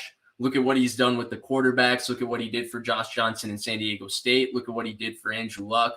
He's going to transform Alex Smith. And I'll never forget this because my dad made a very profound statement to me as we were watching the game. And the offense with Jimmy Ray was gross. And we're watching the Seattle game, and he goes, the offense looks every bit as ugly. And I was like, you're just being negative. This is 11-year-old me. I'm like, you're being negative. This is the first game. It's going to look a lot different, blah, blah, blah. Well, the offense was more creative in the run game, but in a lot of ways it was quite similar to the Jimmy Ray days. But the magic of Ted Ginn returning the kickoff, then randomly he takes the subsequent punt back and he stumbles, and there was the penalty flag that you didn't think this was real, but it actually counted, and the Niners won that game. Then the week 2 game, which was so stupid because you had the Romo ribs that was being talked about, but Alex Smith with the concussion actually made one of the best throws that Alex Smith has made as a Niner. I think the front pylon throw he makes to Kyle Williams in that game. I don't know if you remember that touchdown throw. It was a hell of a throw. It was a hell of a throw in tight coverage. He throws him open. And that entire bullshit with the Jesse Holly because Dante Whitner jumps on the play action. Oh my god. Then week three was even worse because Michael Crabtree scored, right? And he didn't step out of bounds, but we had like the 19th best Fox crew that didn't even have enough cameras or replays. So they couldn't review if Michael Crabtree stepped out of bounds or not. So it wasn't a touchdown. But then they win that game. Then they come home then they go to Philadelphia. And that's where the team gets the confidence with the infamous Justin Smith, Jeremy Maclin play. And then those 2 weeks are my best Niners memories. Them stomping Tampa Bay, and that Tampa Bay team the year before went 10-6, and I think they shut out San Francisco in San Francisco 21-0 with Raheem Morris and Josh Freeman, and they beat them 48-3. Deshaun Goldson ended Mike Williams of Syracuse's career, absolutely delivered the blow on him. And then the next week at Detroit, the 5-0 Lions with the Jim Schwartz, Jim Harbaugh thing, with Matthew Stafford and Calvin shake, Johnson. The handshake, yeah. Right. Yep. That entire season, even some of those other wins later in the season, the Giants game with the David Akers onside kick and the Kendall Hunter touchdown run. The Cleveland Browns game, the only reason I remember that one is because Crabtree finally caught a touchdown. They were at the 2-yard line and they threw him a little flat for a touchdown. And Crabtree was my favorite player, and I was getting upset at his statistics throughout that season. Because if you remember, Crabtree, I think, broke his foot again, and they signed Braylon Edwards, and Josh Morgan was there, and they didn't know if Crabtree would come in and be the starter, and Crabtree ended up coming in and starting. And so, it was just crazy time. But, yeah, I know I went a little long there. But Braylon that entire Edwards, stretch dude, was, oh, my gosh. You remember that biscuit? Which one did you like more, that biscuit or Brandon Jacobs? The subsequent year. Probably Braylon Edwards, man. Braylon Edwards, man, he had that, what was it, the 1 year where he just went him, Winslow, Yeah. They with blew Derek up Anderson, together. They went 10-6 with Romeo Crennel in Cleveland. Yeah. And then he went to the Jets. He had a couple Who of was big their plays. quarterback? Was it Quinn? Derek Anderson. Oh, Derek Anderson. Yeah, Oregon It was State. supposed to Derek be Anderson. Quinn, but it Yeah. was Derek Anderson. Yeah. Yep. Derek Anderson is funny because we see archetypes. Tanner McKee coming out right now, 6'6", over the top thrower. Like it's Derek Anderson, Mike Glennon-esque.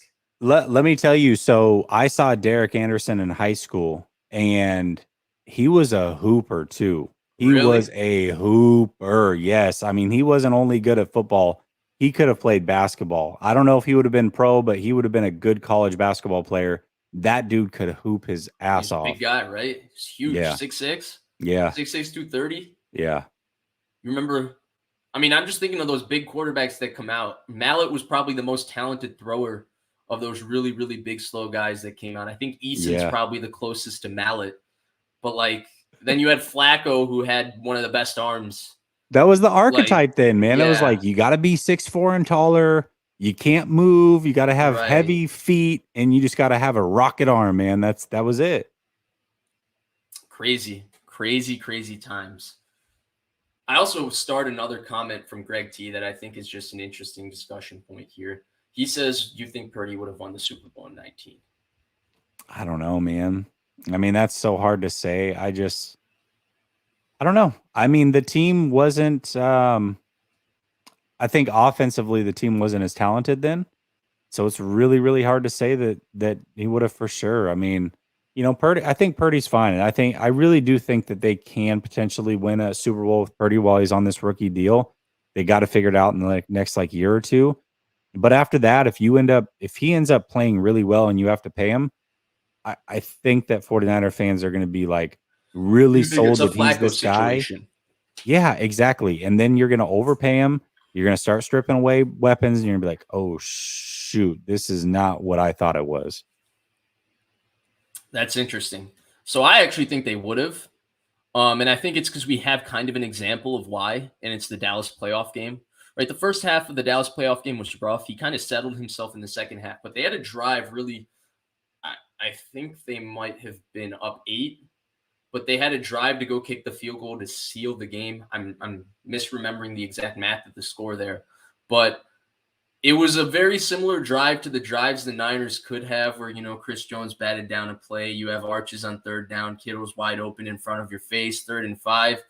And you try throwing an alert comeback to Kendrick Bourne to get a pass interference flag, whatever. I think the points in that game of the Super Bowl where Garoppolo lost his poise and just didn't make the correct decision and the accurate throw. This is all before the Sanders play. I think to not get it at that point, I think Purdy would have made those plays. Now, would it have been the same exact game? It's really hard to say that. Like you said, the offense was not anywhere near as talented at that point. In fact, Raheem Mostert and rookie Deebo Samuel were or George Kittle was obviously, but then Raheem Mostert and rookie Deebo Samuel were probably the best players on that offense besides that. And so you're absolutely right, but I do think we have a situation where we saw Purdy with a lead where you just had to make the correct decision and throw an accurate ball and keep your poise. And he did do that in a playoff game. Now, it's not the Super Bowl, I but think he if did do you that. put Purdy in the fourth quarter with the situation, because everybody does point to the Emmanuel Sanders throw, but really the game was lost the 2 drives before that. I mean, you're right. He had Kittle wide open, sitting over the middle. He just couldn't get it to him. One ball was batted down. One he just didn't throw to him for whatever reason. And 3rd so and 5, that was the game. Yeah, and that was it. That was literally the game, because at that point they just needed some first downs. They just needed to kill the clock, keep it moving. You had the lead, you're fine. Momentum then all of a sudden goes to Kansas City. You get the play, everything just the way it. So yes, if you give Purdy that exact situation, do I think he could overcome it? I do believe that, but who knows how the game plays out beginning to end if you've got a rookie Brock Purdy in that situation. I don't know. I mean, I think Brock Purdy's really mentally tough. That's one of the things that I liked about him coming out of college. That's one of the things that I liked about him going into these playoffs. I didn't think that there was a lot that can rattle him. But you put a Patrick Mahomes on the other side of things, who knows? And in a Super Bowl, you don't know how players are going to perform in those moments. It's a different level of pressure when you know that, hey, my defense can stop that guy for 3 quarters. But if he gets a little bit of momentum and a rhythm, he could score 21 on me in the 4th quarter. Right. put the game away. It's a little bit. I mean, that playoffs, you remember they were down 24-0 against Houston. Yes. They came all the way back, like, and they I think they came back and took the lead before halftime. Before half. Yeah, Yes. yeah. It was they were. I mean, that he's a next level player. I think you are right. It's tough to project how that game exactly would have played out if Purdy had started the entire season. And it's interesting because you bring up Purdy's college, right? This is the one thing I've been unable to get past as much as I've liked Brock Purdy. And I've said that, he's played better, I think, for especially the first like 4 or 5 games that he originally played when he started is the best 4 or 5 games I think any quarterback has played under Shanahan in San Francisco in 7 years. It's because I saw a lot of stupid mistakes at Iowa State. Yep. And it's like weird to watch him in the NFL. And I've watched enough of his college. When they drafted him, I went back and studied a lot of it. And it's weird to watch him in the NFL, watching him do some of the reckless things in Iowa State that led to some like really, really stupid things. And now in the NFL, it felt like the entire stupid was removed from his game. Now, there were plays that could have been turnovers. But what I'm talking about is like, hey, he's running around, there's nothing available, and he throws one up for grabs. Like, Purdy, what are you doing? Like, live to see another down, kind of just like, hey, like, what are you doing? You've played this game so well, and out of nowhere, it's like a dumb mistake. And it didn't happen at all, really, in 8 games with the 49ers. But it's hard for me to turn that off. I know Iowa State dealt with a talent deficit a lot. I know Purdy was always trying to make things happen, and they needed him to play exceptional to beat any of the more talented teams in the Big 12. But at the same time, seeing those ugly plays, right? There's a play where ball gets batted. He bats the ball into an interception. Like one of the dumbest plays I've ever seen. Like, what the hell are you doing? But like that exists. What about the one where he's getting spun around and he throws it straight up in the air? Yeah, that one's bad too. That one's really bad too. But those do exist, and it's like I guess the adage, the thing that everybody has always told us about the NFL, right, is that like if you are a mistake maker, you're just a mistake maker, right? Like it's a Brett Favre gene. Garoppolo kind of had it, where he just has a propensity to have a dumb play in just about every game, right? He'll throw the ball backwards. He'll run through the back of the end zone. He'll throw one straight to a defender that he sees he's looking at the entire time, and then he throws it to him.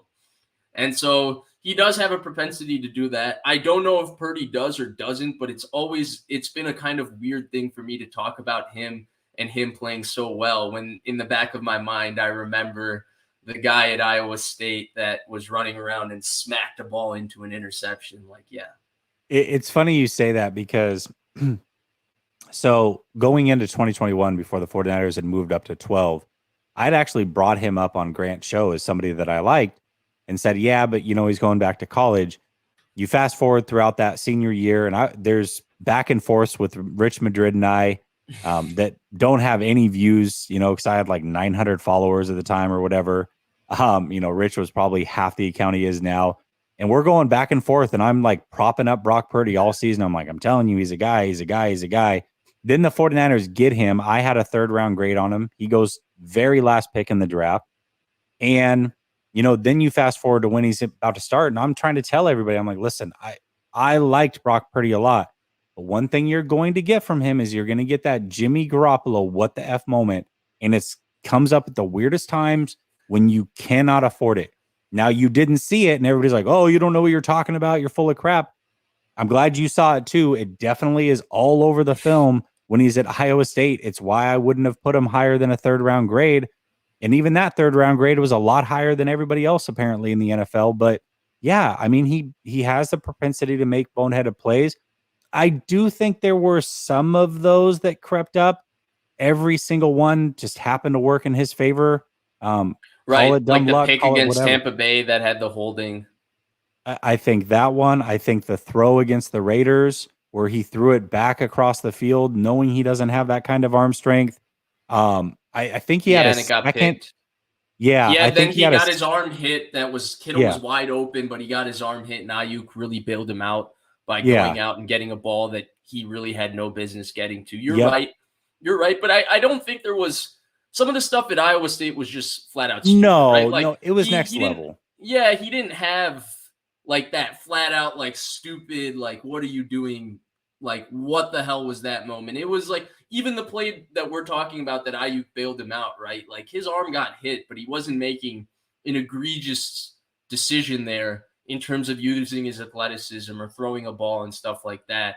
And I would say the one thing that is even more interesting is that actually some of the picks he threw, like, they gave me, I guess, a little more confidence than every quarterback is going to throw interceptions. The issue is if you see the quarterback throwing the same interception over and over again. And that was the issue with the previous quarterback.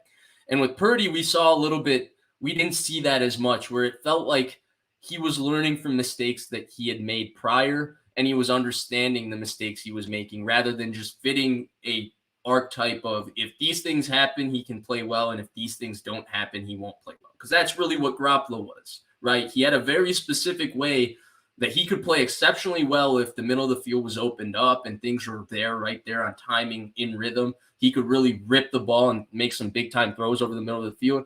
But if it's not there and stuff, or his first read's not there, he tends to panic late in the down, and all of that exists. With Purdy, like, you take the Miami interception he threw, right? It's one-on-one Ayuk, Xavier Howard, 4th and 1. You're taking a shot.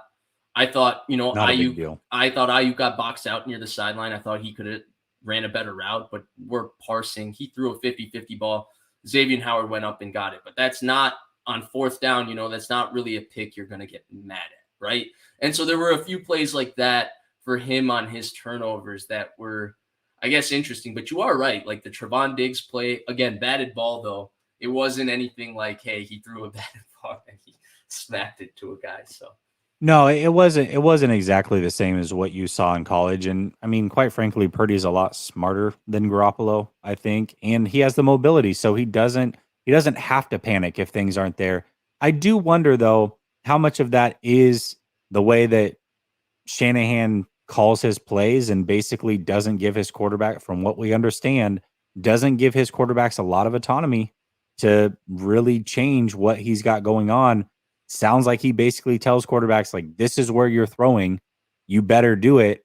And so how much of that decision making is taken out of his hands and just put in the hands of his coach, and his coach has been right. He's good enough to make those throws, and then when those throws aren't there, he's quick enough to be able to just get away, roll left, and then throw the damn ball away. You know what I mean? So I don't know. I don't know what the reasoning is for it, but it definitely was there in college for sure. That propensity to make a boneheaded play definitely existed in college. yeah, and maybe it was just a guy feeling like he needed to do anything and everything Absolutely. because they did deal with a talent deficit, and maybe he's not going out of character or expressing himself on the football field in a way that is not comfortable for him anymore, and therefore he's not forced to be put in a situation where a boneheaded play could happen as much, because now he has the talent around him. I do think it's interesting that you bring up the Shanahan perspective, because I kind of think that as we got closer to the end of the season in the playoffs, when you look at how aggressive Purdy was when he first started playing, how he was just letting it rip when his back foot hit the ground with nothing to lose, and the timing and consistency and the accuracy. And then you look at how, like, the Dallas playoff game, even the Seattle playoff game, he started getting off structure. There were available throws that were there to rip that he didn't rip, that he was ripping earlier in the season. I wonder if there was a little bit of, hey, now you're playing great. We love how aggressive you are, but the only way we lose is if you give the game away. So make sure you don't do that. Like, their approach, even in that Dallas game, right? It felt like their entire approach to that football game was, we think we're so much better than Dallas. The only way Dallas beats us is if we lose the game. So we're not going to lose the game, and we'll win the game for sure. Yeah, and I think it could be that, or it could be the opposite of where Shanahan started to trust him and was like, hey, kid, I trust what you're doing. Just go out and play football. And maybe now you start to see some of those rookie growing pains come to the surface, because it isn't Shanahan telling him throw here or do this as much. It could be that as well. I don't know, man. There's a lot that goes into it. I do think that, like I said, though, the thing that I love most about Purdy is his mindset. I think from a mental standpoint, he has that it factor. I love everything about what he brings to the table there. I just think physically he has some limitations that, may end up resulting in him not being a great quarterback in this league, and maybe he is able to overcome them. Time's going to tell. Yeah, 100%. right now we're in a situation where we don't necessarily need to find that out, but we are going to find that out, and time will bear that out. I think so many people get very personal in their investment Of on what course they ends do. up happening, right? But it's reality is reality. Your opinion, your passion towards it is not going to change what the reality is, and we can talk about what the reality is when we get there. But yeah, people are, oh my god, dude, it's Well, crazy. it's funny because we talked about the team and how Shanahan not saying, hey, this is the guy no matter what, and leaving it open. Yes, I understand if Purdy was here, he would be the guy most likely, but he's injured. Even just saying, hey, the door is open for somebody else to come take his job. You never know what can happen. That tells me you're not all in on any one of these guys. So it's not only impacting the locker room, it impacts the fans. I mean, we now have the option to choose as well. If we knew, hey, it was this guy, there is no other option, you just roll with it. It is what it is. Yeah, the Right. conversation will be there, but it wouldn't be as prominent.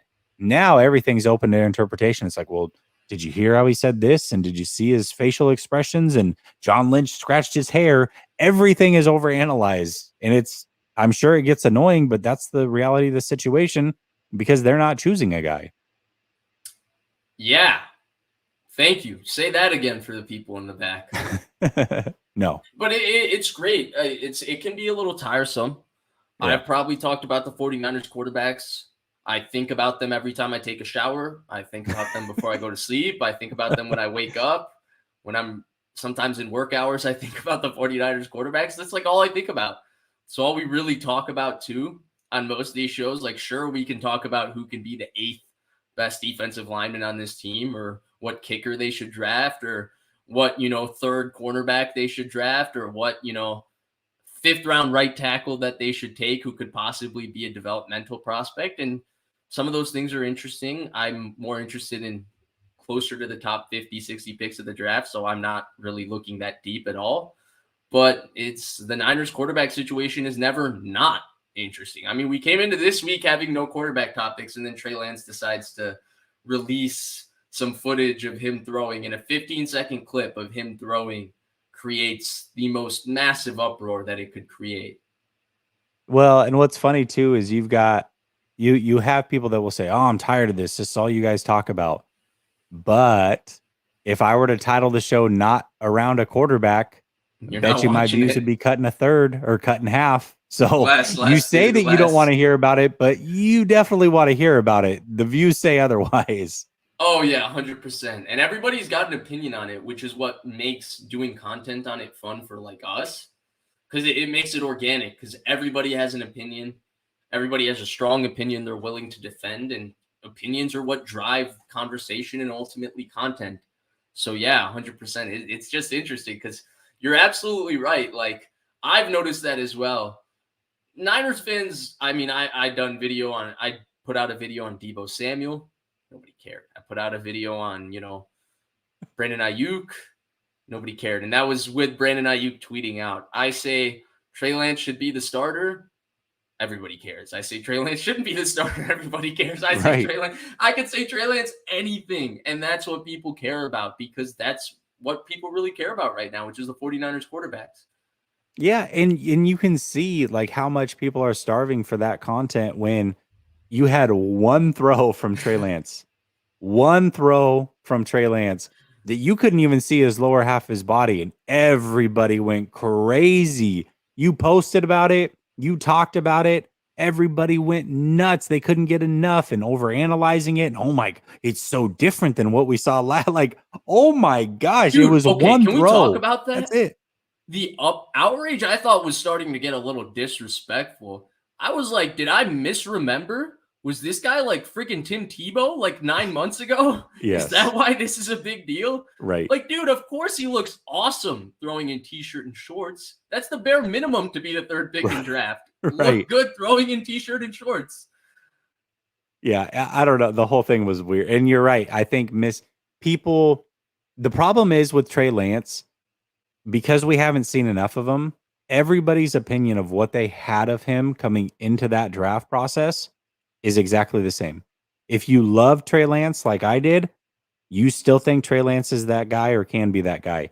if you didn't think that Trey Lance should be picked, you still don't like Trey Lance. And nobody's been proven right or wrong. So the conversation is still the same 3 years later because nobody actually knows.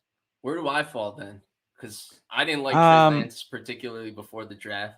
I didn't want him You to be still the like pick, Justin but Fields, I guess? I don't know.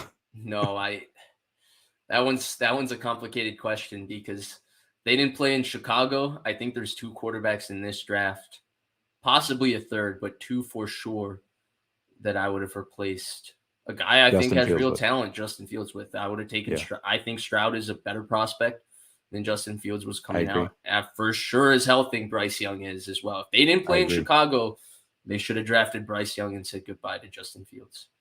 Yeah, I agree with that.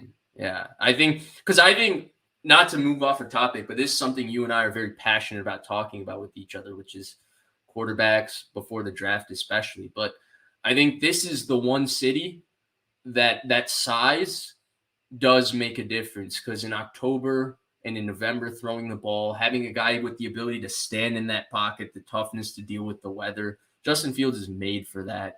Their offense, the city, it's made for having a quarterback that you can run the football with, team predicated on the run game, because there's days you just can't throw it. Maybe it changes now that they're moving to the suburbs in Arlington Heights, but I don't know that. But yeah, I think that if they were the San Francisco Bears and they had Justin Fields in the first overall pick, take Bryce Young. Trade it. Take Bryce Young. It's why I thought, initially when Mac Jones was taken by the Patriots, everybody's like, oh, this is a great fit. And I thought that too. And then I sat on it for a few days and I go, wait a minute. This is not a good pick. Wait until they get when it matters most, and you get into November, December, January, and now all of a sudden the elements start to play. Right. His arm's not going to cut through it. And you saw, what he had a game in Buffalo where he threw like 4 times, dude. That's a real thing in the AFC playoffs my entire lifetime. I mean, I thought that was part of Manning's struggles. He would come out of the dome, Lucas Oil. Now he ended up playing great outdoor in Denver, and that was post neck surgery too. So it was clearly never an arm thing. He did start wearing the gloves. Maybe that helped him with the cold weather. But you look at the archetype of those quarterbacks: Ben, Flacco, Brady, all really big arms, and they had the ability to throw the ball in inclement weather. I think Brady's the best thrower we've ever seen in inclement weather. But yeah, 100%. Now we're seeing it now too in the AFC. Burrow, Herbert. I guess Herbert's in warm weather, but Burrow, Mahomes, Allen, it's all cold weather. And I guess Burrow has the weakest arm of those guys, but Burrow has a spectacular skill set that allows him to compensate for any limitations he has in arm strength. And Burrow's size, Jesse, is a real asset. He's a big guy. He's 6'4", 230. That's a big asset for cold weather and all of that. Yeah. Absolutely it is. It definitely is. So that is a difference maker. And that when a lot of people say that, oh, Purdy can do everything or be Burrow, I'm like, you do realize the size difference. That is a massive size difference between those two. Right. And it makes a difference. I don't know. I think size makes a difference. I like bigger quarterbacks personally. Yeah, I'm not going to fall in love with it, but if it's like, hey, I've got 2 guys that I think are as good as each other, I'm going to take the guy that's physically bigger. MD Mantis Toboggan, what a name. Says Mantis Toboggan. Says Manning was like Jesus resurrected when he first got to Denver. Holy shit, I was so bad we didn't get him. We were in the running for Peyton with Harbaugh. Would have been rad. Yeah. Isn't it crazy how the Niners have been linked to, outside of Mahomes, the 3 best quarterbacks in my lifetime are Brady, Rodgers, and Manning. And there's been different times where the Niners have been linked to all 3, and somehow they've landed 0 of them.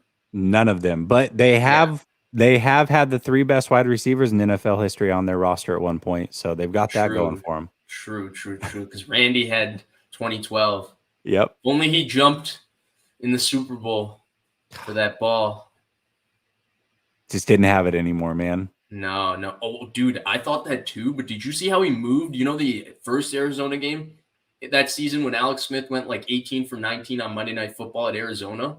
Yeah. And they threw, I think, I forgot what route they threw to Randy, but they threw him like a 20-yard out. And Randy cuts back inside, jukes the guy out, goes back upfield, and he outruns everybody for like a 40-yard touchdown. Like, shoot, That's the thing is when you get older like that in football, it's same thing in fighting. It shows up in spurts. Like you see flashes of it. Julio Jones is a really good example of this. There are a couple plays that came up this year. You're like, oh yeah. there's Julio. Yeah. But then it was like it just disappeared for long stretches in between because you just can't do it play in and play out anymore. Yeah, Jay Boogie brings up Kaepernick's pack. Yeah, the Kaepernick. Yeah. First of all, I saw somebody bring up the performance this week on Twitter. Kaepernick winning in Foxborough in December versus Brady and Belichick in general. First of all, for a West Coast team, incredible achievement. But in general, it's one of the most underrated performances of his career to go into Foxborough and throw 4 touchdowns in. Hell yeah. To beat Brady and Belichick in Foxborough in December is unheard of. And then second of all, the skinny post he throws to Michael Crabtree for the 3rd touchdown that he makes is one of the most underrated throws of his career. That was, oh my God, yeah. Incredible, man. He was electric. Dude, there's a few throws, like the 4th and 1 throw or 4th and 2 throw to Bolden, where he's rolling left and he throws a moonball jump pass versus the Rams. Dude, oh my God. What the, yeah. Oh, he was, dude. Watching him play, man, when he was at that peak for those couple years was that was something. He was electric. That's something we haven't had at quarterback in a long time. Yeah, I mean, they had their ups and downs with him too, right? In like 2013, remember the Texans game on Sunday Night Football? Yeah. He went like 6 for 15 with 90 yards passing. It was a game. Of course, Matt Schaub threw his 3rd straight pick 6 to Tremaine Brock. So they won that game pretty easily, but there were some rough stretches with Kaepernick in there too. But for sure, he was electric for the time. Remember, Ron Jaworski thought he was going to be like the next hit quarterback. Right. Yeah. In an era with Andrew Luck, Robert Griffin, Russell Wilson, he thought he was him. Yep. I actually missed that entire commentary crew while we're on it. Jaws, Tirico, and Gruden was the best. So good. Monday Night Football. Oh my God, yeah. Oh my God. The best. Jesse, I don't want to take too much more of your time because it's already late for me, and I know it's past midnight in the East Coast. So we'll just answer this. We'll then, tell everybody to like, subscribe, and tell them to, continue to like, subscribe, and I think we'll call it. I appreciate you filling in. I might have to say that you might have just Brock Purdy Krug's Trey Lance. Oh wow! Oh no! Gonna have to talk to Krug, but that's funny. I gotta say, 2-point offense says 3 first-round picks, 3rd year in the league. He has perfected his drop back. Let's freaking go. I know what you wanted to say, 2-point offense, but I'm going to say freaking go. This is a clown show. Wait, what? That took a deep turn there. That took a deep turn there. That's not where I expected this to go. He said, this is a clown show, time to move on. Yeah, I definitely took you on an adventure with that one. Yeah, I mean, it is, but blame the 49ers, man. He should have started year one. And we would know. And it's funny because when I had posted that video on Twitter you were talking about, Vish, one of the best comments, I wish I remembered who it was. I'd give him credit right now. But one of the best comments was, I think it was Grant Cohn Security. It was him. He responded and said, oh, great. We're still talking about Trey Lance and shorts and T-shirts in year 3. Not the way the 49ers drew it up. Like, yeah, I agree. Probably not the way they drew it up, but the way they drew it up was completely backwards, and they only have themselves to blame. So, yeah, you pretty much summed it up. Like, not to keep beating the dead horse because we've discussed this ad nauseum for about an hour here, but yeah, it's the clown show is not necessarily a Trey Lance issue at all because Trey Lance hasn't done anything wrong to create a clown show, right? He hasn't misbehaved off the field. He hasn't misbehaved on the field. He's just gotten hurt a couple of times. It's very hard to put that on him. It's how the 49ers have handled it that's created this level of the circusry. But I mean, how else are we going to stay engaged in the offseason? Right. Keeps on giving. They're looking out for us. We really appreciate it. I was, you know what I was thinking about the other day, Vish? There's obviously a lot of 49ers content creators. And I mean, you look across the landscape, there are other teams that have a lot of content creators too, but you look at how close like some of the content creators are. I mean, ranging anywhere from like 7,000 to 13,000 subs, and the views are Yeah. all close and whatever else. It's very unique in what you have in this community. The moment the 49ers suck, I'm curious to see how many people throw in the towel and give up, because it is going to be scary hours when they're not a good team anymore. And that is going to happen at some point. It's crazy you bring that up because so one of my good buddies, he started a podcast, and so they had me on as a guest because I guess I've created some sort of like YouTube thing. By the way, to some extent, podcast. Make sure you go like, subscribe, check that out, go see what I talked about. But it was the first podcast I've ever done where I didn't do anything 49ers. And they asked me quite, and one of the things we talked about was like fandom. And I talked about how like it's been so much easier to be honest and do this way because the 49ers are good. So 80% of my delivery is positive on the team. And as long as my fandom remains, which it's going to, it's easy to do that. The moment they become bad, I do question my ability to do that. And it's funny you also bring up like they were asking me, they were like, oh, it seems like your YouTube is growing. It seems like this, that. And I was like, dude, you have no idea. There's like 60 different people in the 49ers community. They're the exact same as me. They all have views. They all have people viewing their channel. They're all doing a good job. There's just a market for this. I'm not like doing anything specific here. I'm just lucky to be part of a market that was created and be one of many that is, feeding, I guess it's really Grant sitting at the top of the hill throwing the scraps to us, and we're just grabbing the scraps and accepting them as we can.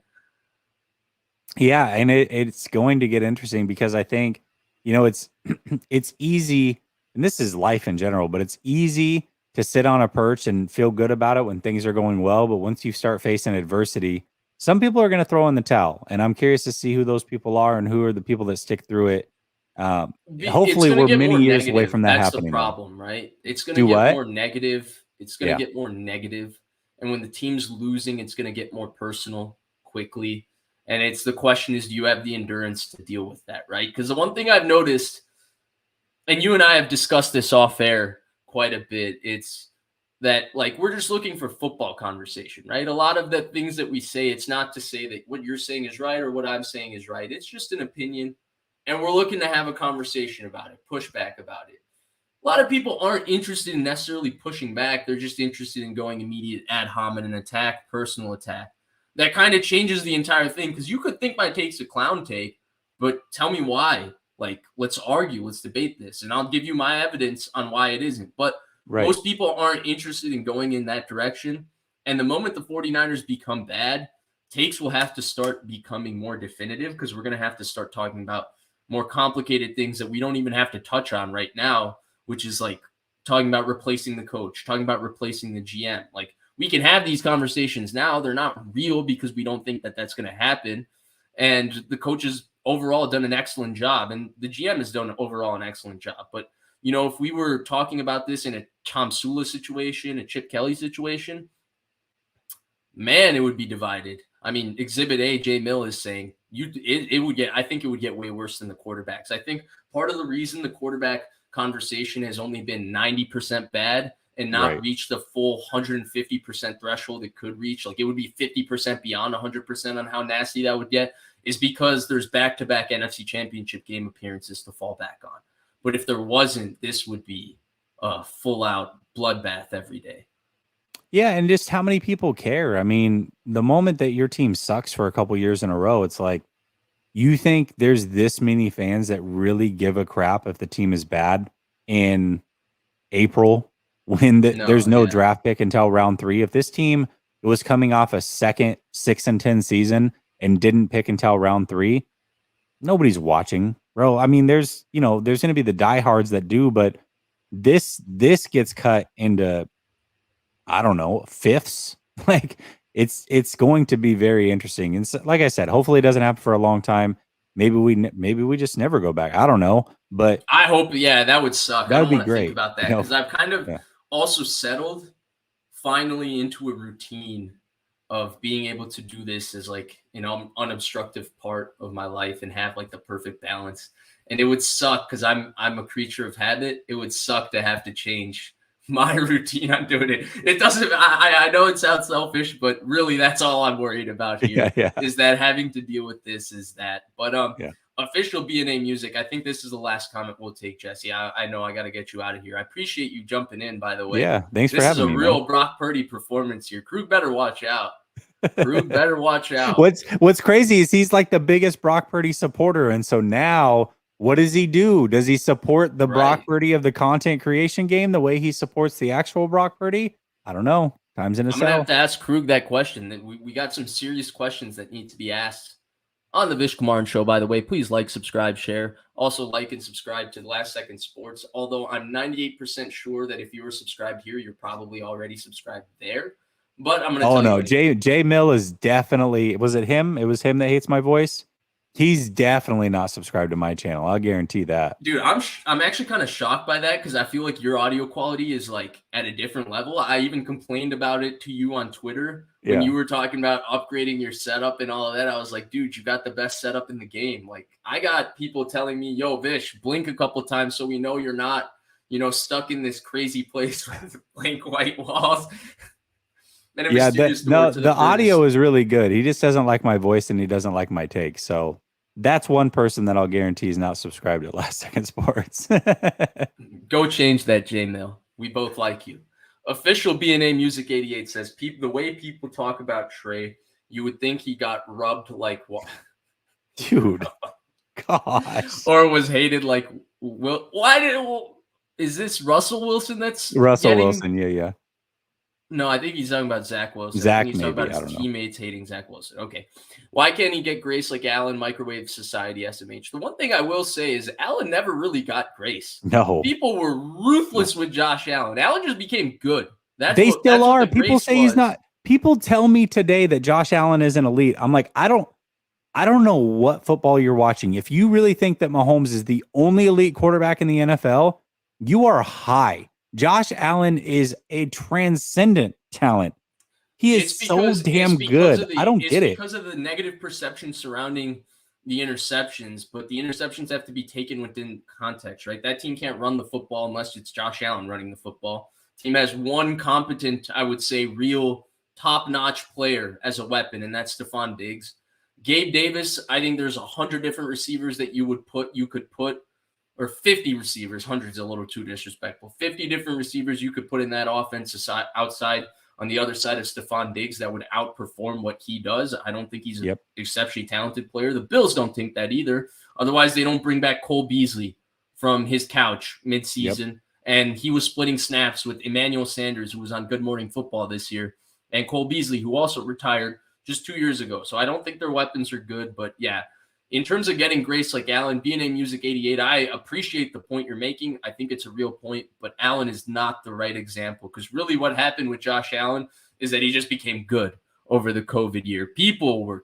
Josh Allen made the playoffs his second year. Buffalo went 10-6, and he showed real improvement from year 1 to year 2, and people were ripping on him. In fact, going into their year 3 year, which was the COVID year when Josh Allen blew up, Josh Allen and Sam Darnold was a real debate after their second years because Sam Darnold went 7-6 in the games he played when he didn't have mono, and him and Adam Gase had some success, even though it was ugly and gross, and he had the seeing ghost game. There was some level of success. That was a real debate at that time. So Allen definitely didn't get grace. He just overnight turned from a quarterback that people were just ready to write off to inarguably one of the 5 best in the sport. I understand where he's coming from because he did get grace from the Bills, and that's really all that matters. Okay. If the team gives you grace, that's all that matters. They're willing to let you fail and fall on your face, and we believe in you. They did give him that grace, and so I do agree with him there. But as far as fans or pundits around the league, he did not get that grace at all. I ate crap for 2 years because I said that he was the best quarterback coming out of that draft, and it wasn't close. And man, people let me hear it for 2 years about that take. Then in year 3, I stopped hearing about it. But I even argued with Buffalo Bills fans. I have 2 friends that are Buffalo Bills fans. I told them, I'm like, listen, Allen is that guy. You're going to get lucky, blah, blah, blah. But dude, they didn't believe it. They thought he was a bust. So yeah, Yeah, man. a lot of Bills fans thought that. Yes. I remember that. Because that's when I first joined Twitter. You're absolutely right. But yeah, he is the freakiest talent I think I've ever seen personally, like come through the draft process and Yeah. in the position. Though there's a guy coming out this year that when we're talking about just raw, freaky physical skills, he's as freaky as I've seen as well. So Yeah, he yeah, is. dude, yeah. Oh my God. We'll talk about Anthony Richardson another day. But For Jesse, I sure. really appreciate you. You made Absolutely. sure that we reached the landmark of 2 hours. I started this show saying that I was not planning to go 2 hours like I usually do with Krug. And then, you came in here and made sure we reached that landmark. I really appreciate your time as always. Everybody, make sure you're going and subscribing and supporting Last Second Sports and Jesse's second channel, which is currently monetized, by the way. And if you're looking for any advice on the YouTube algorithm, I saw Mo's Nose on Twitter posting that Jesse changed his entire view count. So Jesse's a little bit of a YouTube entrepreneur here. He doesn't just bring 49ers conversation. But please also like and subscribe. Like the likes go a long way. They help the algorithm out. I really appreciate it. Look at this. Jay Mill, he likes you now. Hey, J Mill. I knew I'd win you over, bud. Listen, man, here's the thing, J Mill. And I hope that you understand this based off of everything that's going on. It's never personal, man. These are sports takes. Like if we can't give each other grace to disagree on sports takes, then I think that all hope in humanity is lost. This is supposed to be the escape. So if we have disagreement, we have back and forth. That's what the call-in show is for, man. Call in and tell me I'm an idiot and let's talk about it. But to just like write people off or call them clowns and all that other stuff, man, that stuff's for the birds. Don't do any of that stuff. Just talk it out with people. It's just sports, man. I will tell you that that's a massive subscription to have. Like, as long as I've been doing this, as long as I can remember, especially your Tuesday night streams with Krug, Jay Mill is one of the people that carries the comment section, and you need a few people like that. Randall Absolutely. Riley's another.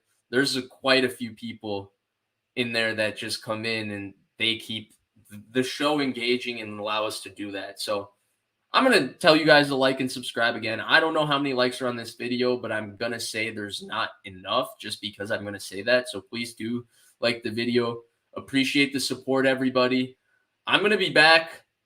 I don't know when, but I will be streaming. Perhaps it's next Tuesday with Krug and Jesse. We'll have a live competition to see whether Brock Purdy or Trey Lance, which is Larry Krueger, wins the job. Hold on. Can we take like reps? Like he's the starter, but like all of a sudden he gets pulled and I come in, you put him in backstage, I come in, I take some first team snaps, then we get a little vote going on. That would be hilarious. Perhaps. I don't know how I would divvy up the reps there. It would become a complicated thing. But no, I am, jokes aside. If you are free, Jesse, I know you stream every Tuesday night as well with Sunil. But if you are free, we would love to have you jump in. I've been listening to you and Krug recently a couple of times. You have been one of the more viral Niners combinations. And it is a very, very great debate to hear the two of you go at it. And I love hearing it. I would love to be sitting here. DNA Music says, make Jesse run quarterback power. I don't run zone read, counter bash, and stuff like that with Jesse. I don't view him as a dual threat broadcaster. I view him as a, oh gosh. All right, it's time to go. It's time to go. John Shoup says, you want them both to get hurt after. All right, that's the line of the show, guys. We really appreciate the support. Again, make sure you're subscribed to Last Second Sports. Make sure you're subscribed here. Like the video. Comment down below. Krug or Jesse. Trey Lance or Brock Purdy. Let me know. We'll see you next time.